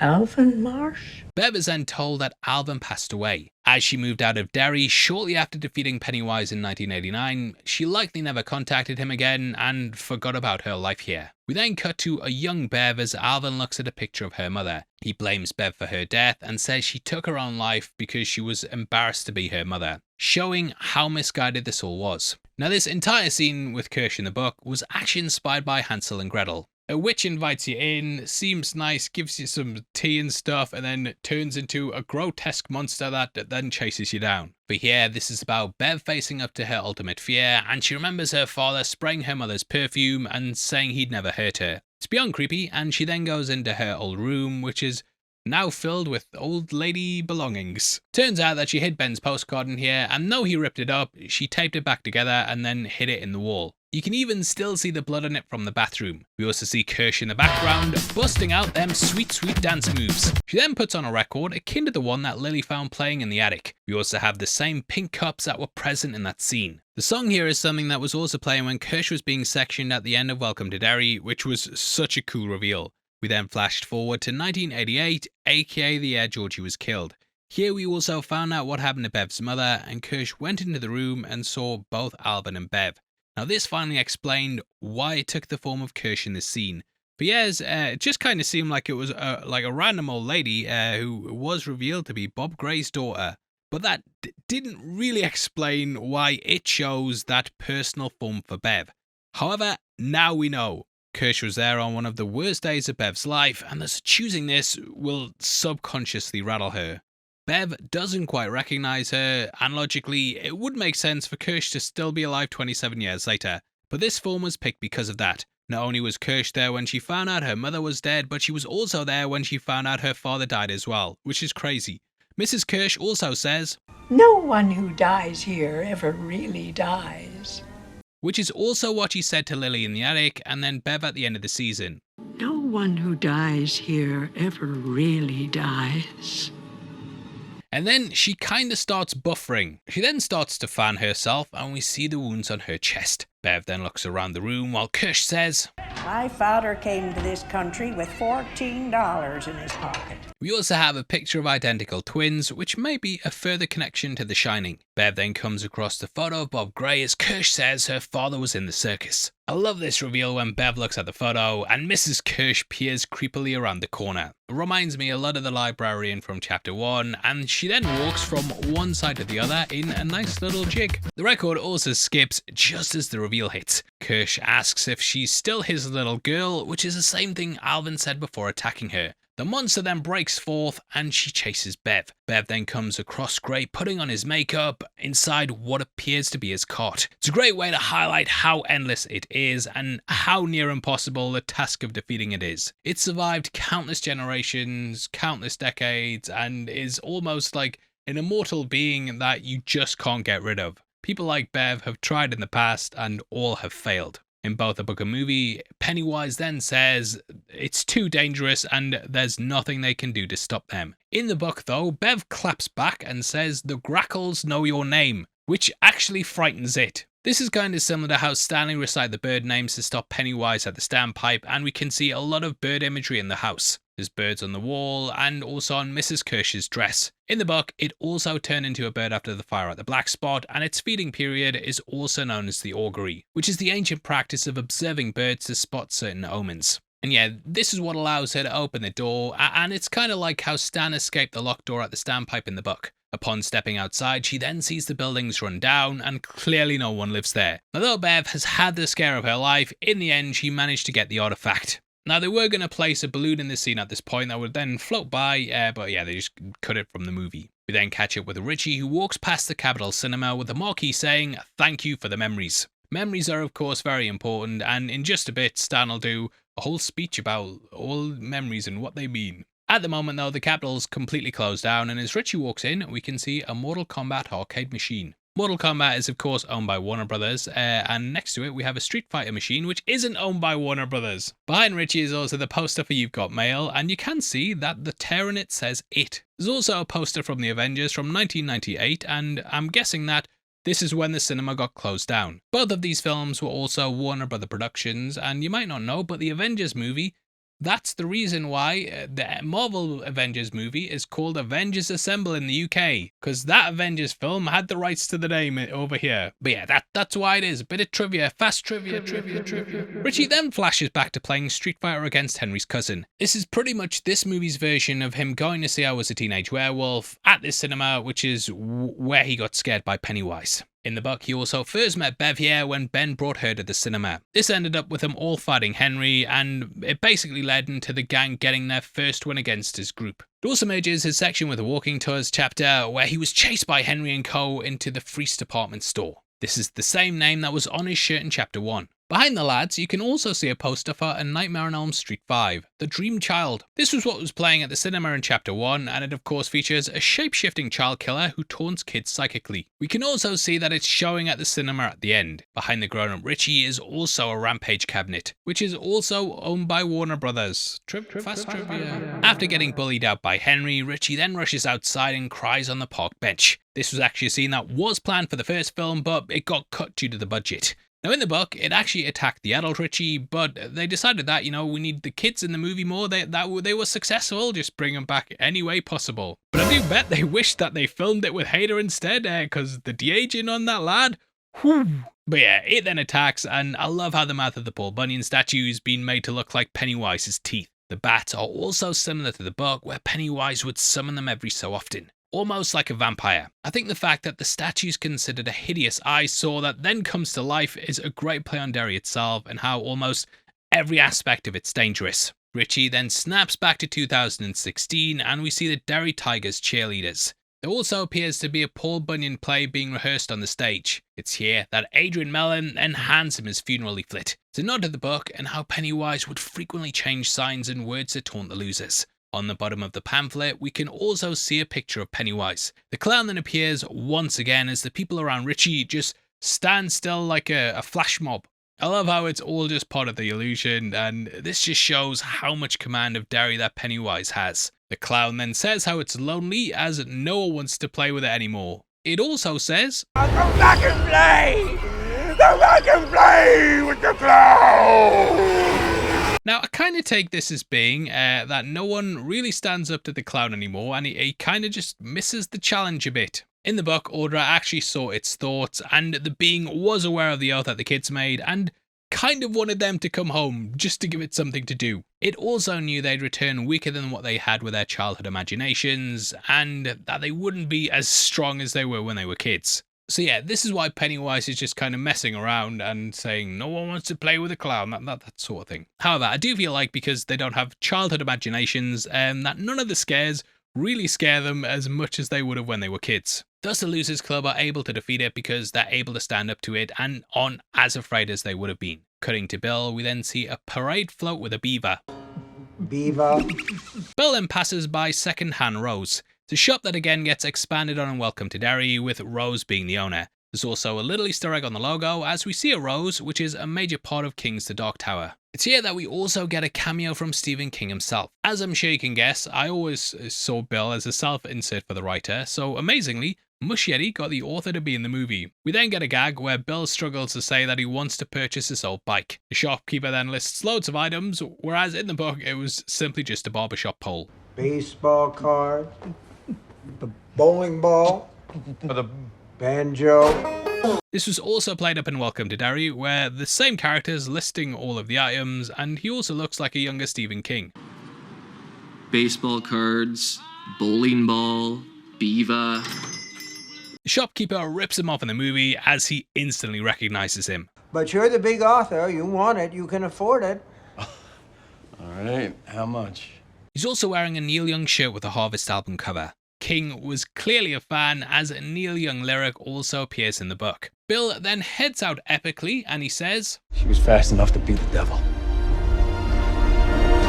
This is a reference to the chapter Bill Denbrough Beats the Devil. I love the way this scene's edited as well, and he's just very triumphant, I'm gonna be a hero, and then we smash cut to the next moment and the bike's falling apart. He also remembers Bev holding onto his back, and it's a lot like the moment in the book where he and Richie rode the bike while being chased by Pennywise. He also shouts, "Hey ho, Silver! Away!" With this being the catchphrase of the Lone Ranger and what inspired him as a kid. He then rides past his old house and remembers Georgie. Turns out that Dean's living here now, and we get a very similar scene with him coming out. We also go to the corner of Jackson and Witcham, which is where the murder happens in the book. We then see a young Bill demanding why Pennywise took Georgie, and kind of almost get a repeat of the drain scene from chapter 1. Pennywise talks out from the sewers and says he took Georgie because Bill wasn't there. In the present, Bill hears a kid calling out and stupidly sticks his arm in the sewer when he sees what appears to be Georgie. These Denbrough boys, absolute idiots. The figure has the silver dollar-like eyes of Pennywise, and lots of arms reach out and grab him. However, he manages to grab Georgie's boat. In the book, this sailed off to the sea and thus didn't return to the story. But it's nice that they kind of bring it back, even if it's still soaked in Georgie's blood. Bill then manages to escape, which is when he sees Dean, and he warns him to stay away from the sewers. We then get a quick shot of the back of his skateboard, and you might notice this has the same pattern as the carpet in The Shining. It's here that Dean says he hears voices from the bathtub. It's pretty similar to the book, and Welcome to Derry expanded on it, so lots of the kids hear the voices like Bev. In the book, though, the kids mention that a friend had seen the shark from Jaws in the canal. I really like that bit, though, as it updated the fears of the kids from the 80s, from being those Universal monsters to things that would give kids nightmares in the 80s and be made by Universal. I know that shark gave me nightmares as a kid as well, and every time I'm in a swimming pool or in the sea, I instantly think of Jaws. It's kind of like whenever I'm on a roller coaster or the motorway or a plane, I think of Final Destination. Just trauma, trauma, trauma, especially from that franchise. He further urges Dean to be careful, although in the book, it's more of a watch out while he's skateboarding. The kid then heads to the festival, which again is used to rattle Bill later when the skateboard appears at the hotel. There, the skateboard says, won't be there for him either, which forces Bill to go after him. We are getting ahead of ourselves though, and we'll break down that scene in just a bit, but it's something which didn't happen in the book, and Bill doesn't see him again after this moment. Cutting to Ben, we then see the school signs welcoming summer school students. This is kind of important as it explains why Ben was at summer school, knew Bev, and even though they broke up from school in the first film, you see what I'm saying? He was just at summer school the whole time. In the book, this scene didn't happen, and instead he just went to the library where he encountered Pennywise, who looked like Dracula. This was in the form of the Kurt Barlow version from Salem's Lot, which is another of King's creations. As he walks into the class, we can see a turtle on the desk, which is another reference to Maturin. We also see how Ben's bullied by people other than Henry's crew, but he retreats to his cover girl song by the New Kids on the Block. Pennywise's shadow then appears on the projector, but it's seemingly just a fake out. I love the Pennywise jump scare though, which then reveals it's just Bev. It works so well, and Pennywise of course also has red hair akin to the character. Now this scene was originally going to take place at the quarry where the kids swam in chapter 1, but the dark room and projector works a lot better I think, and this might be Sophia Lillis's best scene as she has the slight mannerisms of the clown. She says, "What are you and your little buddies up to in here?" And there's a slight rasp to it like Pennywise, which then leads to her basically humiliating him. Oh, I meant as a friend. Oh, you actually thought I could like someone as fat and gross and disgusting like you?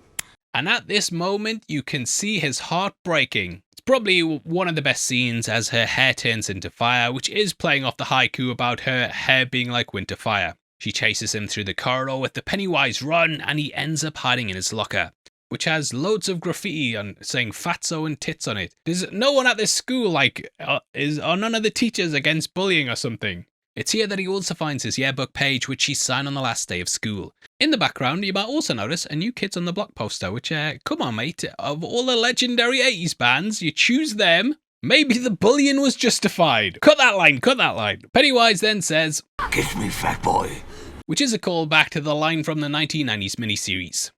Kiss me, fat boy. In that, Pennywise also pretended to be Beverly and it ended up kissing Ben. So Bev's rejection in the scene is a nice reference to that. We then cut to Bev, who's reading the Derry postcard as Ben returns to the Derry townhouse. Ben says he wants to hold on to the good stuff, and Bev says she wants to remember how the postcard made her feel. She also talks about the kiss which happened at the end of chapter 1, though she still thinks it's Bill. She has no idea that it was actually Ben who sent it to her, and my man is still playing second fiddle. We even see him crying in the flashback later on as he walks away from Bill and Bev having just defeated Pennywise. And fucking hell, bringing back memories for me when similar stuff happened. We then jump over to Eddie's story. He's returned to Keen's pharmacy and the director himself is there browsing the shelves.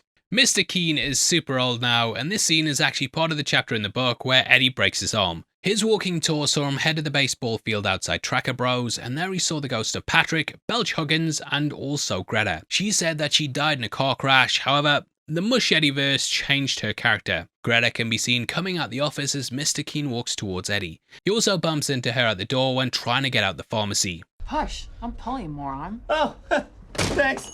Now I did always wonder here if this is actually Pennywise's Mr. Keen. He says that the mole might be a cancer, which is something Eddie was scared of in the book. Greta, or Greta Bowie in the book as she's called, Eddie thinks back to how he loved her as a kid. She was so beautiful to him. However, he's actually anxious about seeing her again because her being old, you know, not being, let's say people age and don't necessarily look as good as we remember them. That makes him worry that it will just symbolize the rot of Derry and make him realize that he's older himself. We then get an outstanding transition and a great highlight of just how much the kid and adult actors look alike.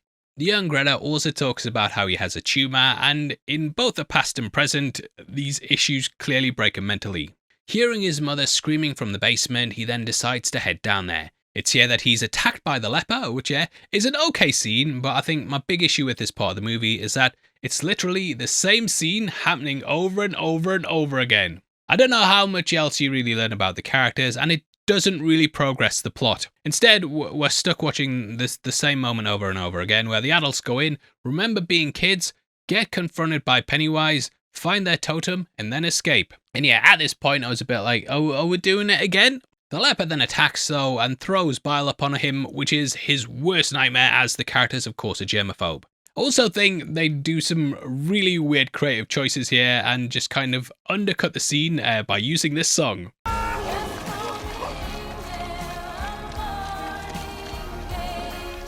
The music for me, just doesn't work and is a weird attempt at adding some humour. I mean, Juice Newton's Angel of the Morning, it's a good song, but very out of place here. I think they also probably did this because of Deadpool. Eddie and Bill then return to the townhouse, and Bev and Bill remember their kiss from chapter 1. What about your wife, Bill? This is changed from the book though, and they actually end up having sex. And she remembers that moment from the book. You know that one down in the sewers, you know what I'm talking about. We're not bringing it up, we'll get demonetized straight away. Absolutely weird as fuck scene, mate. Even the lad doing the audiobook as I was going through that, I could tell he was thinking, what the fuck is this?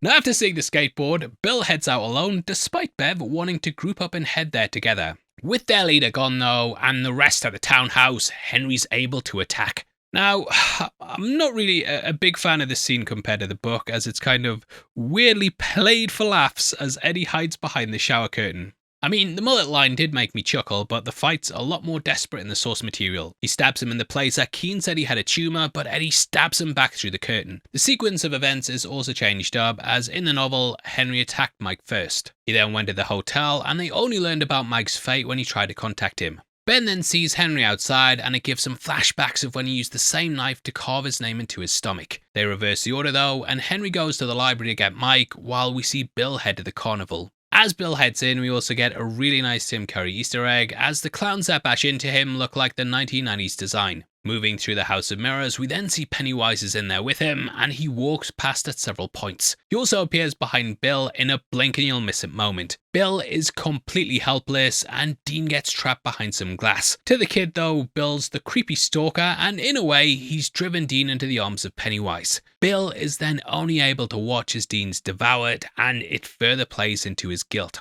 Again, this scene, it is new for the movie, and it was thought up in 50 minutes by James McAvoy and Andy Muschietti. The pair felt that they were missing a story beat where Bill dealt with Georgie's death, and thus they created this. I love the way Pennywise also appears like a shark, and the design of the face here is really, really good. Cutting to Richie wanting to leave, he passes by the synagogue where Stanley's dad was a rabbi. Flashing back to 1989, we can see a load of names on the notice board. Most of them are completely made up, but there is Nigel Churcher who did the art direction for this movie. There's also Michael Lerman who's the AD on the film. Now we saw a bit of this scene in chapter 1, and though the speech was cut from the movie, they decided to add it here. In a way, I feel like it works better as this movie is heavily about Stanley's sacrifice. We then get a montage of lots of things with the Losers Club. It's all about memories and leaving things behind, but in a way, how pain often makes you who you are. We also see Richie carving R and E into the fence, which is one of the closing shots of the film. This is the kissing bridge where Ben was attacked at, and it speaks to the love that he felt for Eddie but never got to share. In the book, it's covered in homophobic graffiti, and it makes sense that Richie would keep his sexuality secret in 1989. Homophobia was a massive thing in the book, as it was described in depth as part of Adrian Mellon's death, so I can see why Andy Muschietti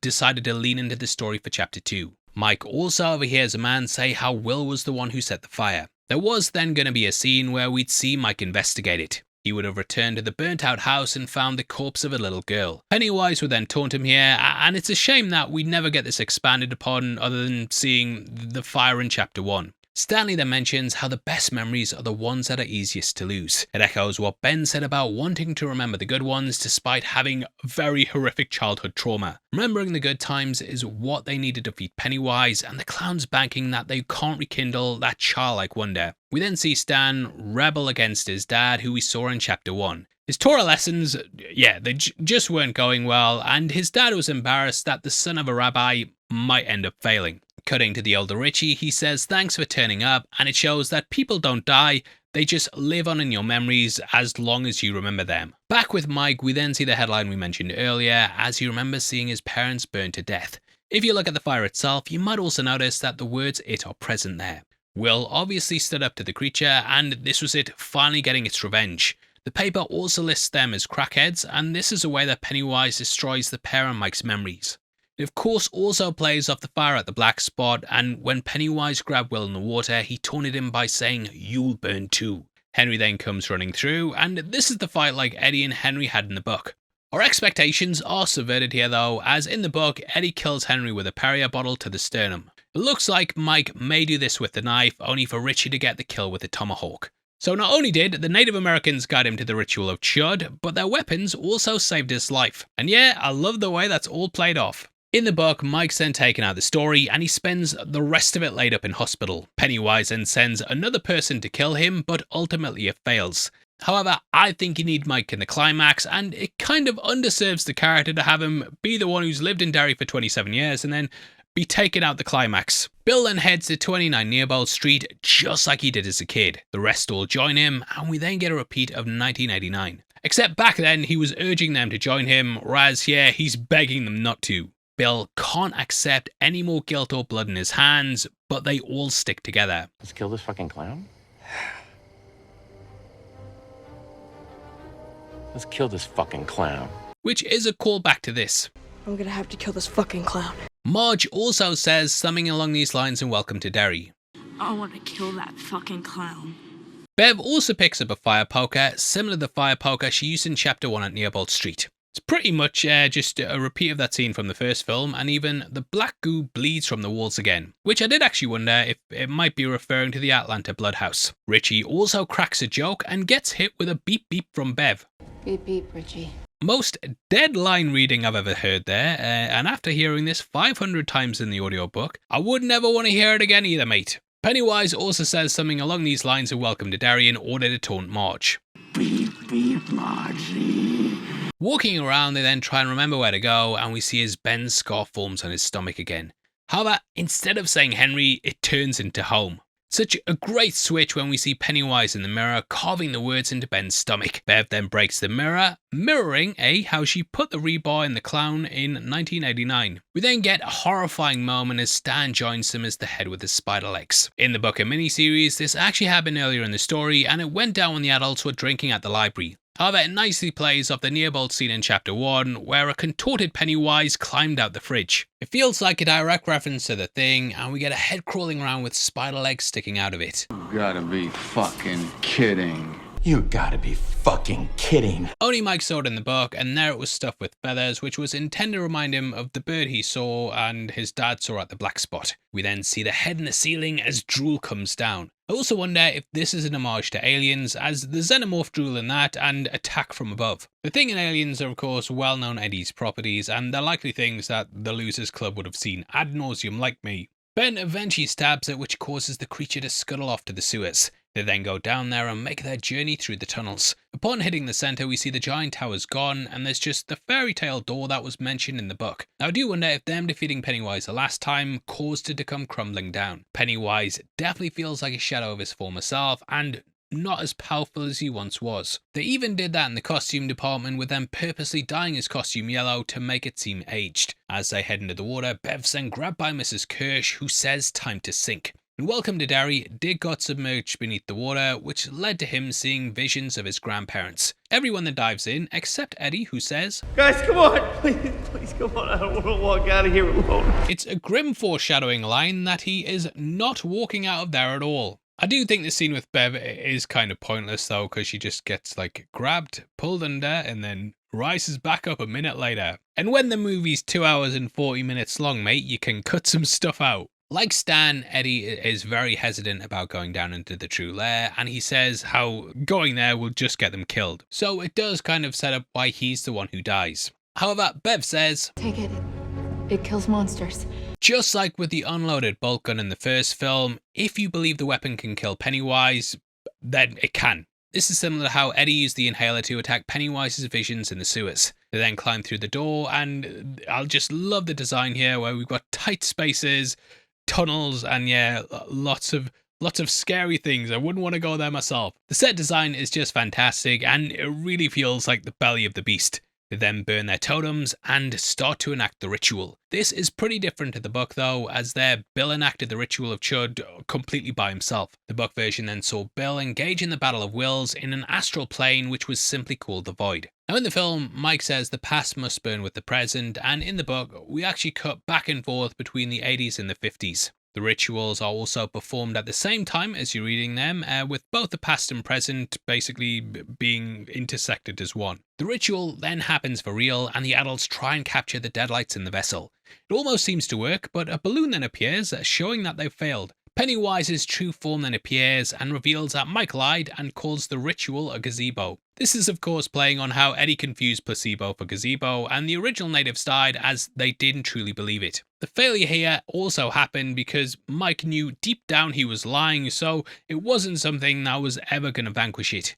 It's at this point that we finally get to see the spider form of it, and in the book, the kids saw this form as well, but chapter 1 just had the normal Pennywise. Now, this isn't its true form, but it's simply the closest thing that a human mind can envision the eldritch entity as being. Absolute chaos then ensues, and again, it's different to the book. This is because it was in the metaphysical battle of wills against Bill, but here it just sends them into their nightmares. The first involves Bill being submerged and then popping up in his basement, which again is something that feels like Mushy Eddie brought across to Dick.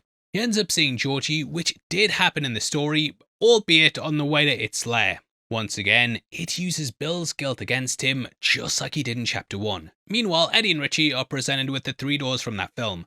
There, Richie and Bill went through the not-so-scary-at-all door and found Betty Ripson. Bill hyped them up by saying it was not real, which ended up scaring it. Richie then heads into the very scary door as he's seen this trick before. We hear Betty Ripson ask, "Where is her shoes?" which is the same thing we heard in chapter 1. There, her shoe was also found in the pipes. Now when they opened the door in chapter 1, we saw her body there with all her legs cut off. However, here, her legs come running out at the characters, which is a really nice way to handle the scene, I think. This then leads them into the not at all scary door, which has a Pomeranian. This is a little nod to when they first started the ritual, as Richie said. How about the puppy? Pomeranian. The humour is a bit out of place though, but this still shows how Pennywise is messing with their minds. Meanwhile, in Bill's childhood basement, he has to confront his younger self. It's a very clever scene as the adult Bill gets put in the position that Pennywise was in during chapter 1. The scene was playing on Bill's grief and guilt, and this time Bill admits the truth and says, I just pretended because I didn't want to play with you. Now this is a multi-layered prank by Ed as Bill has to confront his own trauma. However, in many ways it backfires and it allows Bill to finally get rid of his guilt. In doing this, he can move on and become stronger because of it. He tells his younger self that it wasn't his fault as the fake Bill uses the bolt gun from chapter 1. He literally kills the past the same way he did to defeat the clown the first time. This is what allows him to go back to the real world.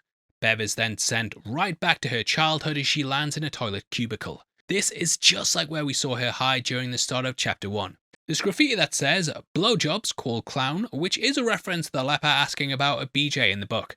There's also one that says, call Bridget for a good time. This is possibly a nod to Bridget Pereira, who is an animator on the movie, which is a bit harsh if it is. We also see more graffiti as Bev slams into the back of the cubicle. We see Hate Clown, which is scribbled out along with Beverly Marsh, which is the name that Greta called her in the first film. Some words also say Beverly gets around, hinting at the slut rumours. There's also Cover Girl, that which is fading. As we mentioned earlier, this is what Ben was listening to in the flashback, and it does say together forever, which kind of hints at their future together. Below that it says, Betty Ripsome took a leak here, with the words below that taunting how she died. Near the bottom, there's also an insinuation that Richie's gay. As we pan around to see the door, it also says, your father is proud of you. This is how Mrs. Kirsch says father, and it's something she also repeats throughout the book. Each one of Bev's bullies then try and break in, starting with Greta saying she can smell her, just like chapter 1. You can also see the yellow in her eyes, highlighting it's the form of the creature. The creepy Mr. Keene then says she smells like Lois Lane. This is a callback to him saying she looked like the character when she tried on the glasses in the first film, which was a bit weird. I'm getting the word nonce. Henry then appears saying, here's Johnny, which is an obvious callback to the iconic scene from The Shining. In fact, them all sticking their heads through the door like this is an obvious homage to that, and it's clear Machete's a fan of the story due to how much Dick gets expanded upon and welcome to Derry. As Bev crouches down and covers her ears, we can also see the graffiti saying, big is what it seems. Slow that down. Big is what it seems. Because of this, people have taken this as being a clue from maturing and how they need to shrink it down to mentally kill it. Blood then comes in, which is of course a reference to her bathroom scene from the first film, but also a nod to The Shining. In that we saw an elevator of blood, which has since become almost as iconic as the Here's Johnny line. This also actually set the world record for the most amount of artificial blood used in a scene, with there being over 4,500 gallons. Bev is also taunted by her father, who represents an abusive man she had love for that showed her nothing but pain. Pennywise also taunts Ben, whose fears dying alone, however, love wins the day. Ben confesses his feelings for Bev, and he then repeats the poem. Gives her the strength to break out and save him, and in chapter 1, Ben woke her up with a kiss, and she said, General Ambers. Thus, she finally remembers it was him who wrote it. She gets drenched in blood once more, and it nicely brings things full circle from the bathroom scene in chapter 1. Mike then gets grabbed, and Richie throws a rock at him, much in the same way he saved Mike against Henry, which led to the rock fight. Richie then calls Pennywise a sloppy bitch. According to IMDb trivia, Bill Hader used to call his friends this when he lost games of GoldenEye. In the book, Bev also fires a rock at Pennywise in order to defeat the creature, so it does kind of tie into that a bit. In the movie though, I love when he gets deadlighted, and this was such a cool moment I remember seeing in the cinema that's just stuck with me since. The way Hader just turns to a rag doll, yeah, fantastic acting, and give the man an Oscar. Now this is a little different to the book, and though he comes into contact with the lights, it's in order to go in and pull Bill out the ritual. Pennywise is then speared through the mouth once again, just like chapter 1, and Eddie thinks that the day has been saved. This is to only get speared himself like Bishop at the end of Aliens. I've always thought it was a shame as well that Eddie died, and I always kind of wished he managed to get out of it. This is different to the book though, where Eddie gets his arm bitten off and then he simply bleeds to death. Richie then gets revenge when Pennywise is dying and he rips off one of its arms. In the film, they drag him out of the way, and he talks about how he choked her earlier and thus made it small. This then leads to them figuring out how to defeat it.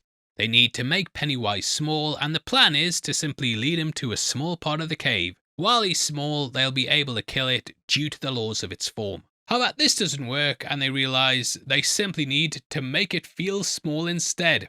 Basically by bullying it and just shouting it down. Pennywise also says they're the Eater of Worlds, which is something it says in the book, miniseries, and also Welcome to Derry. I am the Eater of Worlds. I am the Eater of Worlds. An Eater of Worlds. Rather than being shocked though, they just simply respond, it's just a clown. Listing what scared them in the past, they basically just shut down the creature's self-esteem. Again, it fits in with the themes of bullying, as deep down all bullies are just scared, insecure cowards. And while the ritual didn't work, the idea of it still does. Mike lied as he thought that using the ritual would help them all believe together, but Annie Muschietti said how this is a continuation of Mike realizing that belief is the only thing that can kill it after the bolt gun in Chapter 1. Scriptwriter Gary Doberman also said the astral plane battle wouldn't have worked on screen, and thus they always had this idea in mind instead. Which overall is why they said Mike had to be in the final battle as opposed to the book. Now, I love the way the scene plays out. I know it gets a lot of crap, but just the way Pennywise deflates like a balloon looks really, really good.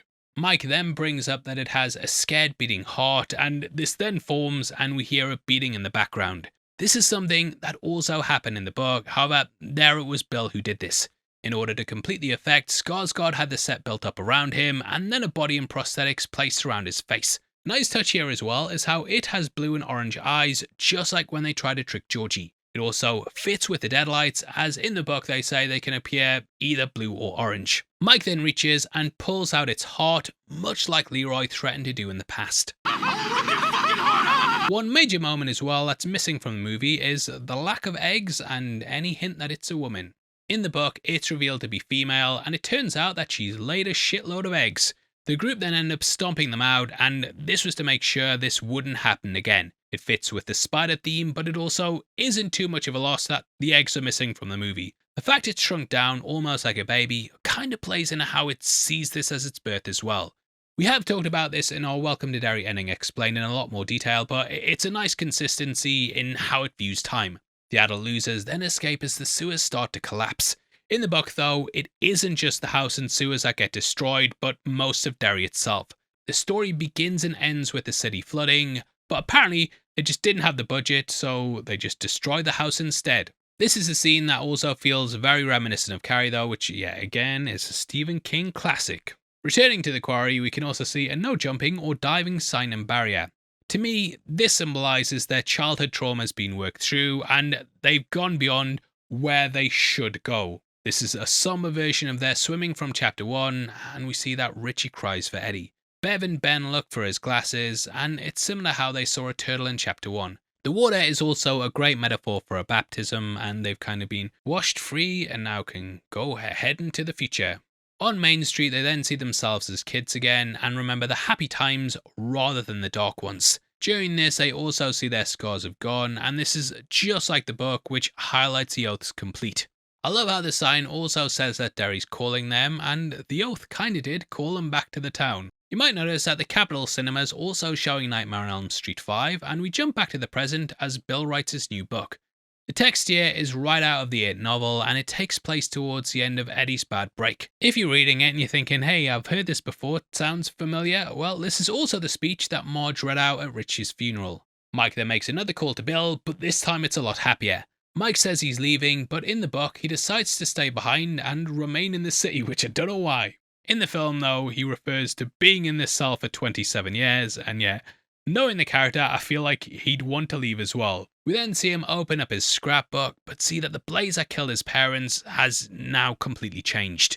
In the past, the headlines said they were crackheads, and the photos on the right also showed their burned bodies. Now, though, they're described as locals, and the photos are of the house instead.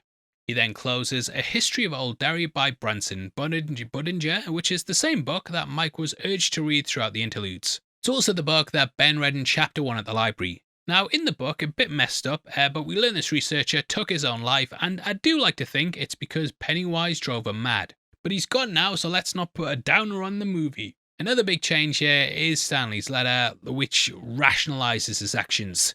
I've always thought Stanley is a bit of a weird character, and why they included him, as he's very important in the past, but completely redundant in the future timelines. And I know a lot of people had issue with how he was written out, why he was there in the first place, the 3-hour-long chapter involving him that basically led nowhere, and yeah, just always been a weird thing that I think even King regrets. I think Muschietti makes it right though, and Stan explains he took himself off the board to stop them from failing. They'd be stronger without him, and thus he did it so they could win.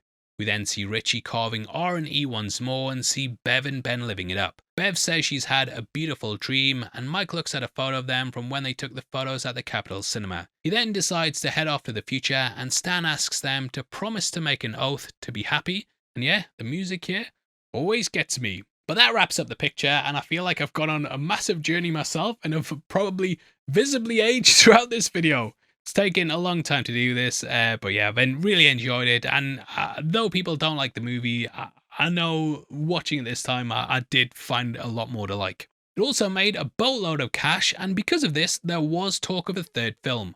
Both Skarsgård and writer Gary Doberman discussed a third movie, and basically brainstormed it would be about Pennywise's time on Earth before the 1989 cycle. As we know, this evolved into a TV show, which I actually prefer as a direction for these kinds of stories because you just get more time to do it. There are hints though that Pennywise does survive the book, and thus also this movie. In the Tommyknockers, a character thinks they see Pennywise staring from the sewers, but they put it down to a hallucination. There's also some graffiti on the Derry standpipe in Dreamcatcher that says Pennywise lives. The way things are going in the show though, I think we'll be going back rather than going forward. So yeah, lots of things to look forward to as well. Pennywise will return, and that wraps up our breakdowns, and I'd of course love to hear your thoughts on the film. Please drop a like on the video as well, and drop a comment with all your thoughts below. If you want to follow us on Instagram and keep up to date with what we're doing as well, you can check us out at Heavy Spoilers. Did you know as well, that members of the channel, you also get early access to videos like this if you click the join button and pay 99 cents a month, which gives you a breakdown a week before anyone else. Over the last year, it's really just blown my mind how many of you guys have supported it, and it makes a massive difference. It means we get to take more time with the videos, put more effort in, pay our editors to make longer videos, and just to spend loads more time with them and basically produce better videos for you guys. So again, thank you everyone who does that. Now if you want something else to watch, we've got a breakdown on screen right now where you can either watch us break down the first movie or break down Welcome to Derry. If not though, huge thank you for sitting through this video. I know it's been a long one, but yeah, I'll see you on the next one, and you take care of yourself. Out of the way, I've been your host Paul, you've been the best, I'll see you next time. Take care, peace.